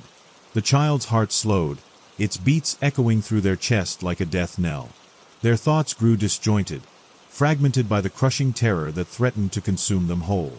In this twisted tableau, the gift-bringer remained motionless, its presence hanging like a specter over the child. The air was heavy with anticipation, as if the very fabric of reality held its breath in dread of what might come next. The child's sanity teetered on the precipice, poised to shatter like fragile glass beneath the gift-bringer's unblinking gaze. The child's gaze drifted away from the gift-bringer's face, falling upon the rows of enslaved children toiling in the twisted workshops. Their eyes were sunken, their skin pale and clammy, as if drained of life force. The child saw glimpses of familiar faces, peers from their own town, now trapped in this living nightmare. A faint whisper seemed to echo through the child's mind, a desperate plea for help from one of the enslaved children. The child's heart heavy with sorrow, they realized that some of these captives were doomed to a fate worse than slavery. The gift-bringer's twisted smile seemed to grow wider as it gestured towards a nearby chamber, where an unspeakable horror awaited. The child's mind recoiled in terror as they grasped the implication. Some of the enslaved children were being consumed by the gift-bringer and its mate. The thought was too monstrous to comprehend, yet the child saw evidence of this atrocities in the gift-bringer's lair, bones, faint screams, and an eternal hunger that could never be satiated. Time lost all meaning as the child stood frozen in terror, their minds struggling to process the atrocities surrounding them. Hours, days, or weeks might have passed. The child couldn't tell, as they remained transfixed by the horror. A faint spark of defiance ignited within the child's heart, a glimmer of hope that they might escape this living hell.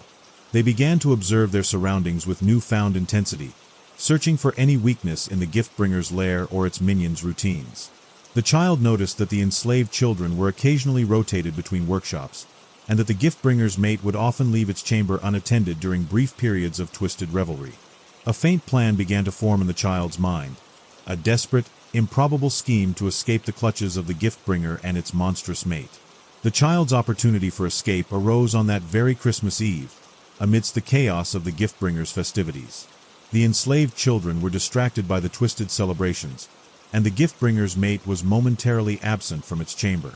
Seizing the chance, the child made a desperate dash for freedom. They navigated the winding workshops, avoiding the gift-bringer's minions and dodging twisted toys. The child's heart racing, they finally reached the outer chambers and saw a glimmer of hope, a sleigh, prepared for the gift-bringer's nocturnal journey. With seconds to spare, the child leapt aboard, hiding amongst the shadows as the gift-bringer mounted the sleigh. The child held their breath as the sleigh took flight, soaring over the snowy landscape towards the unsuspecting town below. The child lay frozen, nestled amongst the shadows of the sleigh's cargo hold. The wind whipped through their hair, icy fingers grasping at their face as the sleigh soared over the snowy landscape. Below, the dark shapes of trees and houses blurred together, a distant hum of lights and lives unaware of the horror above. The sleigh creaked and groaned, its wooden slats protesting the weight of the gift-bringer's twisted cargo. The child felt each jolt and shudder, their body tensed with fear as they clung to the shadows.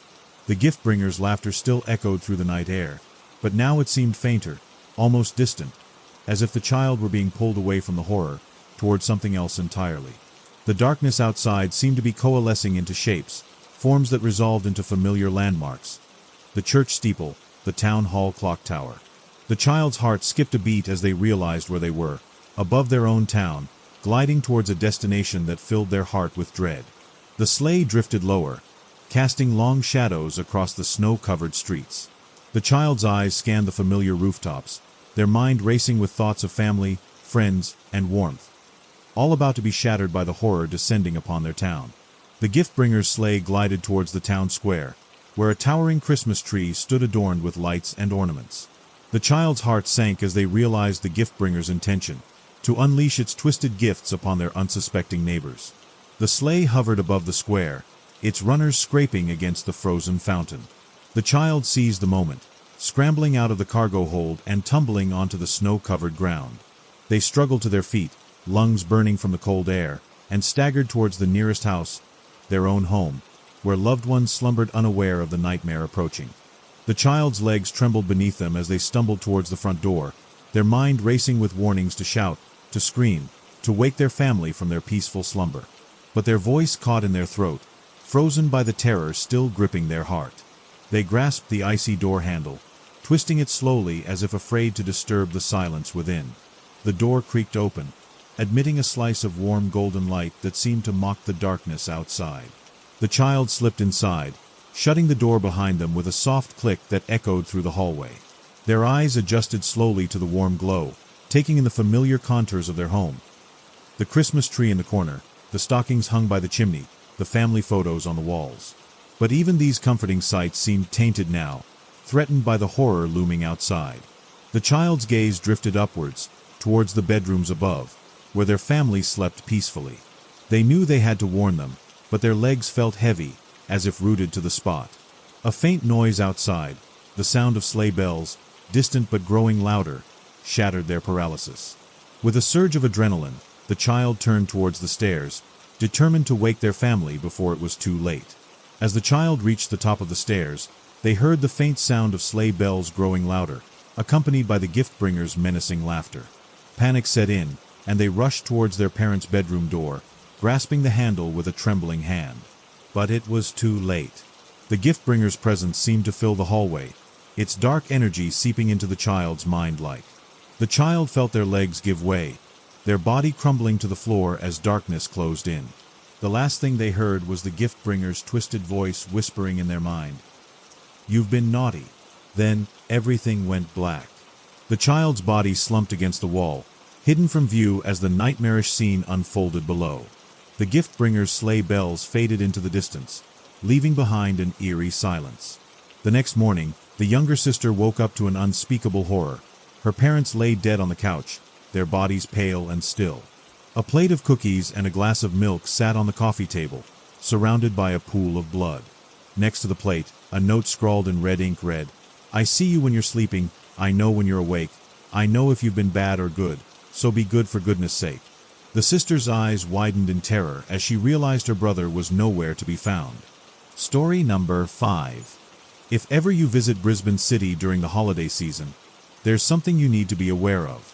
I'm still not exactly sure what these things are. I don't think anybody is. There are, of course, things that exist in this world which escape any traditional explanation. I'm certain none of us who frequent this corner of the internet would object to that truth. Anyway, I'm drifting a little off track. I guess you all came here to read a story, yeah? As the title may suggest, I was recently in Brisbane City over the month of December. For those of you not from this part of the world, Brisbane is one of Australia's quieter capital cities. It's essentially a well-developed central business district, surrounded by an overgrown small town. The city itself is absolutely beautiful at Christmas time. The streets come alive with the festive colors of the season. Wreaths are hung, tinsel lines the quaint alleyways and arcades, and performers dressed as beautiful angels and fairies dance around the central Queen Street Mall. This central area is where I was staying during Christmas. I was here to visit family, you know the drill, that one time of year to suck it up and endure the presence of people you love dearly, but really don't like all that much. My mind was already turning through pages of unpleasant memories like a picture book. An entirely disgusting Christmas lunch cooked by Auntie Joanna here, an infamous fistfight or two between my many cousins there, and me, stuck in the middle of this chaos every December 25th. The things we do for family. It was the 23rd when I got the phone call. My phone erupted into an ear-piercing buzz on the table where it sat, rudely interrupting my terrible pay-per-view movie I had begrudgingly shelled out for. Glancing down at the screen, I sighed as my eyes landed upon my cousin Paula's name. She was hard work at the best of times, forever entertaining the most unwilling participants with one-sided conversations about her latest cat or some nonsense which had exited my mind no sooner had she forced it into my ears. Yeah. Hello. I grumbled into the handset, trying to give the impression I was on the cusp of sleep. A futile attempt to hurry the conversation along. Jake, it's Paula. How are you? She excitedly sang back at me. Seems my strategy had fallen on deaf ears. Yeah, I'm doing okay. Excited to see you guys in a couple of days. So what's up? I said, trying desperately to make this exchange as brief as possible. It didn't work. I was graced with tales of literal tales for a good half hour or so before she finally got to the point, letting me know that she would be bringing her newest love interest and his 2 children to Christmas lunch, and it would be nice if everybody could bring a small gift for the 2 little girls so they don't feel left out. Jesus Christ. Why is this my problem? I, of course, didn't say that. None of this is the kids' fault, and it sounds like their home life isn't great. Never had a stable partner come into Paula's life. I'm certain this would be no exception. So, at 9 p.m. at night, I found myself pulling on my jeans and joggers ready to head back down to the mall in search of a gift or two. I suppose I could have waited until morning. I probably should have in hindsight, but Christmas Eve was absolute madness in the middle of Brisbane City. People heading out at the last minute to buy Christmas gifts, they'd made zero plans for the rest of the 363 days of the year. And of course that is entirely your fault should you dare to get in their way. As if to test me, the second I stepped foot outside my hotel and breathed in a big gulp of crisp River City air, I was accosted by a homeless man shouting in my face. I tried to simply walk away, but he followed, screaming at me, "Please, please." Look, I'm always willing to give when I can, but I only had $50 notes on me, which I really couldn't spare, so sidestepping him once again I simply apologized and wished him the best, before moving on. I kept one eye on him, as he skulked off into a back alley up the street a ways. You never know when drugs might be involved, and how that might affect a person's behavior. So best to stay alert. Slowly, I made my way down Edward Street toward Queen Street, keeping a sharp mental focus on the alley behind me. I must admit, that guy got to me a little. I'm in the city frequently, so I'm not too rattled by encounters like this, but there was something quite manic in his eyes. I didn't like it. Other than that, though, it was a rather quiet night. The promise of rain seemed to hang just out of reach, the cloud cover darkening the streets, making for a scene eerily similar to something straight out of Gotham. I always loved the city. Something about the calm yet somewhat chaotic ambience just soothed me in a way that's probably foreign to most of my country-dwelling acquaintances, particularly these night walks. Just the sound of your footsteps along with those typical urban sounds, a siren in the distance, wind howling through the looming buildings, the faint hum of engines as traffic endlessly droned across the nearby road bridges. Before long, the opening to Queen Street Mall was in sight. I was a little taken aback at first, noting the place was quite a bit busier than I anticipated it would have been at this time of night. Late-night shopping hours in the lead-up to Christmas seemed to have attracted many more people than usual. It's all good, I reasoned. I'd be in and out pretty quick. It couldn't be too hard to hunt down something a couple of kids could play with for a few hours Christmas Day. I made my way toward the Uptown Shopping Center and stepped onto the escalator. As I did so, I heard an enormous racket behind me, children screaming and parents shouting. I spun around to see a group of kids running frantically down the middle of the mall's main thoroughfare. Of course, it was one of the fairy godmother stilt walkers. They occasionally will chase people around. I never really understood why, thought it was all just a bit of fun. The kids didn't seem to think so though, they honestly looked terrified. Who can blame them, I guess? Some 10-foot-tall woman comes lumbering after you in the mall at night. What's a kid that age supposed to think? Would have scared me to death were I still an innocent 10-year-old boy. I left all that commotion behind me, entering the shopping center and making a beeline for the nearby Target. As I made my way through the center, I noticed that the shops were all beginning to pull down their roller doors. Looks like I got here just in time. Checking my watch, I was surprised to see the hour hand ticking its way ever closer to 10 p.m. I didn't think I took that long walking down here. I began to hustle, wanting to get in and out of Target as quickly as I could and get back to the hotel. I was getting a weird vibe in the city tonight, first from that run-in with the homeless guy, and now as more and more shops began to pull down their doors and shut off their lights for the night, I was beginning to feel a little vulnerable. I couldn't quite put my finger on why. I was getting that emptiness feeling. Have you ever looked at pictures of liminal spaces and come across those typical images of abandoned shopping centers? That was the vibe I was getting. I jumped a little, as a nearby shoe store suddenly slammed its doors down with a mighty crash which echoed through the mall's seemingly deserted twists and turns. I quickened my pace. I was starting to feel trapped, and it was making me very uncomfortable. I couldn't shake this sudden feeling that I might somehow get stuck in here.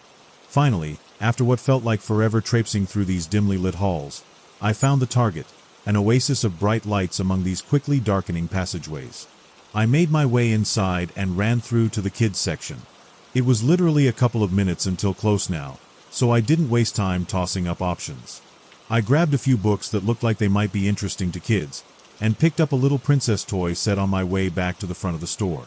Hearing the sounds of yet more roller doors squeaking their way down, I headed straight for the checkouts. I walked a little faster now, as the lights in the store began shutting off one by one. It gave me that weird feeling again. It made me feel so very small, like a mouse trying to make his way out of a maze. What was particularly odd is the place really did feel like it was deserted. There were a few other people here and there, but nothing like the crowds I had anticipated. Every so often I'd catch sight of a fellow shopper, darting their way between the aisles. So I wasn't the only one here, but still, it felt like I was. A dull electrical impact from above me, as another of the store's overhead fluorescent lights shut off behind me. And another, I was practically running to the checkouts now, sweat forming on my face. Something wasn't right. Darkness. I was standing in absolute darkness, entirely alone, in the middle of a Target store in the busiest shopping center in Brisbane City. No way, this was wrong. This was very, very wrong.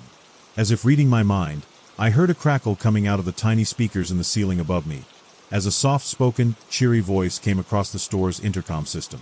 "Good evening, shoppers. The store is now closed. We hope you have had a wonderful shopping experience with us tonight. Please bring any remaining purchases to the checkouts so we may complete your transactions. We pray you get home safely." Okay, that was odd. Well, the entire situation was odd, but pray you get home safely? It almost sounded threatening. Anyway, I was done with this. Absolutely and totally done. I made my way to the checkouts area, which were also now in complete darkness, save for a tiny flickering blue light above. They really don't mess around come closing time.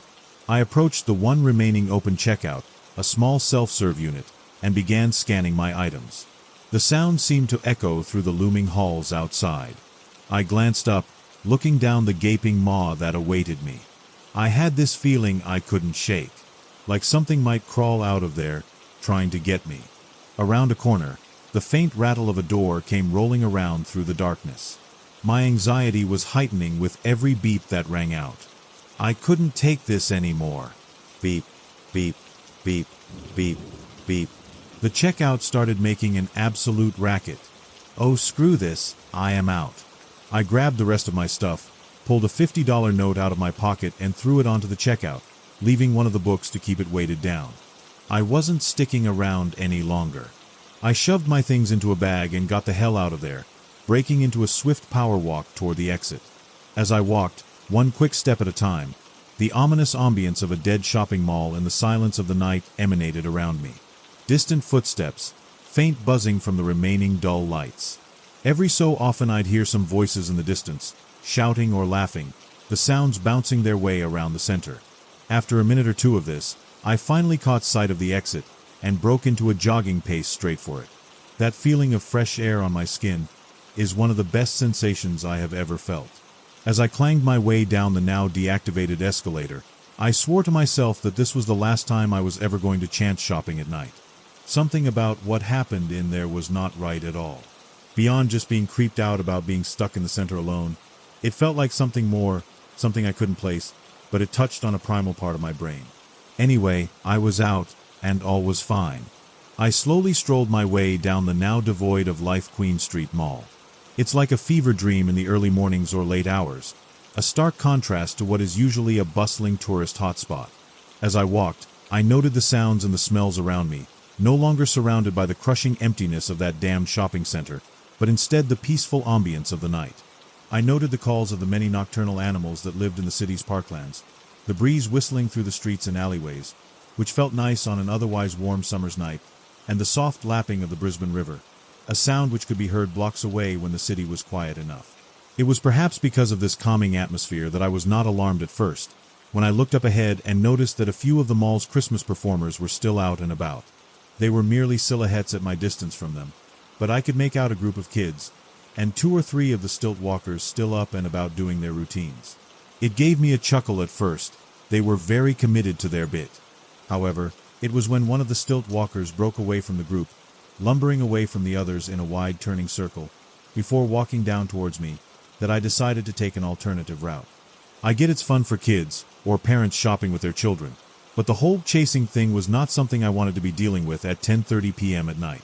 The stilt walker continued her slow approach in my direction, as I made a swift left turn down an open laneway.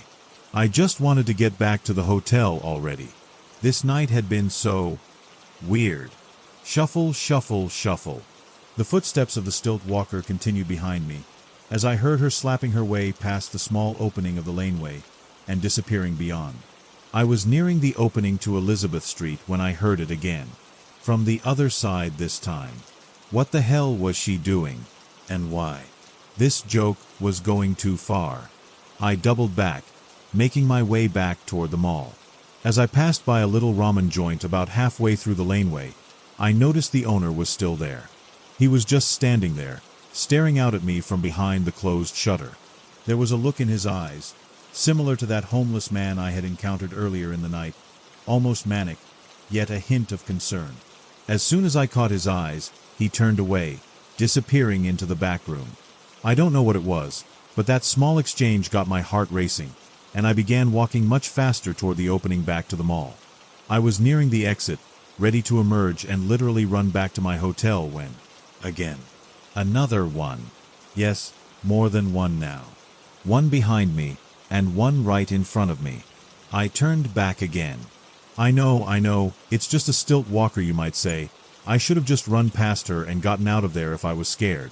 But that's the thing, I was scared. I didn't even know why at the time. I just didn't want to go out there with that thing. I made my way back through the laneway for a third time, stopping midway and pushing on a little white doorway, hoping it would take me elsewhere. Anywhere. In the laneway now, coming down toward me. I pushed the door open and shoved my way inside, not caring exactly where this would lead. As I entered into what I now saw was a narrow stairwell, I caught a glimpse in my peripheral of the stilt walker wobbling from side to side as she made her way slowly toward me. Why can't they just stop? I thought to myself. I slammed the door and began climbing up the stairwell, no idea where I was headed, but just happy that it was away from those things. A different sound now, equally as unsettling though.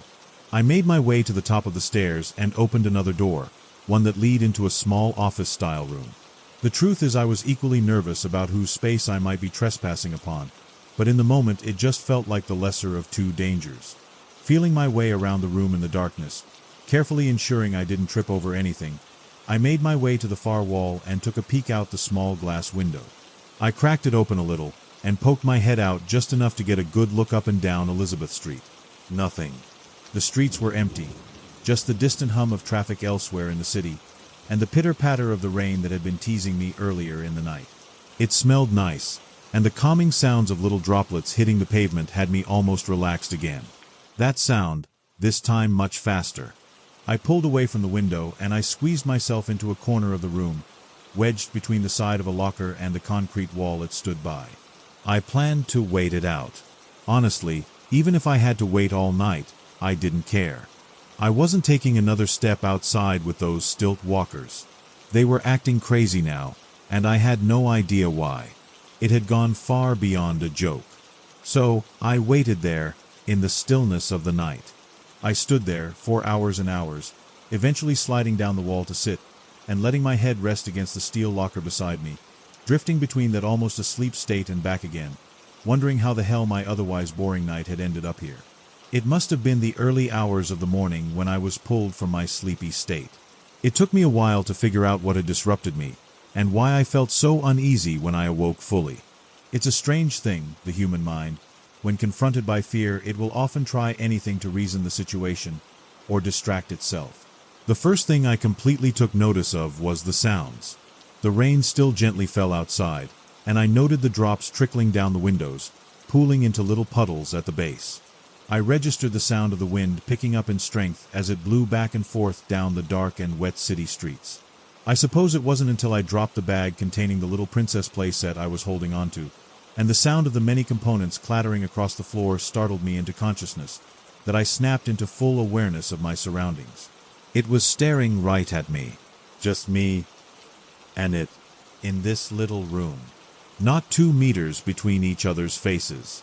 It was hunched, its back bent over, clearly visible even in the darkness outside.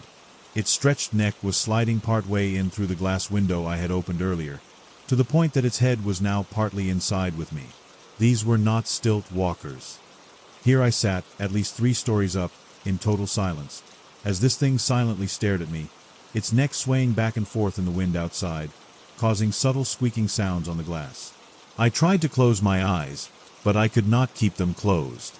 Every second that my eyes were shut, I would imagine it sliding its neck further in through the window. The glass groaned, as its filthy neck slid back and forth against it. I began to slide my way across the floor, very slowly, trying to make my way to the door.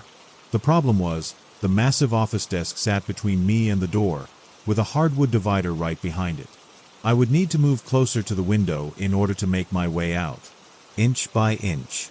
With every subtle movement I made, its eyes stayed locked on me, and it released these awful, deep laughing sounds. Not loud and booming like you may expect, but rather quiet. Almost like a child's laughter, if you recorded it and pitched it down a few semitones. With every slide toward the door, I came a little closer to the window, closer to it. Its neck would spasm as I inched closer, like it was trying to reach its face just a little bit nearer to me. At this point, I felt like bursting into tears. I was midway across the room now, in front of that huge office desk, and our faces were mere inches apart. The glass squeaked louder now, as its neck slid back and forth against the thin barrier between us. With every brush, the glass began to groan a little more, threatening to crack. I was less than half a meter away from the doorway, when the first visible crack started to appear in the glass window, as its neck shook and vibrated. The rain continued to fall outside, and the wind continued to howl. The world, so peaceful, in a terrifying contrast to what was happening in front of me. It laughed again, an almost silent little chuckle, as it snapped its head backwards, realizing that the glass was giving out.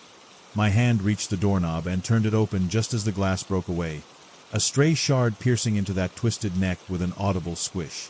Just as I opened the door and slipped through, slamming it shut behind me, I heard this thing begin to cry, almost as though it was sobbing and laughing simultaneously. Again, childlike in nature, but deep and guttural. As I made my way down the stairs quickly, but being careful not to make more noise than I had to, I heard a strange brushing sound against the door behind me, like scratching, but damp and wet. I shuddered, as I imagined a tongue stretching out from that awful mouth. This time, I did not hesitate. Emerging from that alleyway, I ran out into the dark, rainy streets. There was no relief in my flight. With every step, the image of something massive following close behind me was present in my mind. I was acutely aware that at any moment an all too large hand may clasp around me, raising me to my demise. And of course, the sounds were there to confirm my fears. The distant sound of something barefoot running through the mall. After me. I did not know, nor was I going to chance looking to find out. I ran back to my hotel, taking every shortcut I was aware of. Arriving at the front lobby, I slammed my card against the reader and flew in through the doors, grabbing the first elevator up to the 12th floor I was staying on, where I hoped beyond hope that I would be safe. I admit my haste was selfish. Should I have warned the staff at the front desk? Maybe. I guess I'll never know if I made the right choice. Who in their right mind would believe the ramblings of a man who had just witnessed what I had? The elevator dinged at my floor, and I ran to the assumed safety of my room.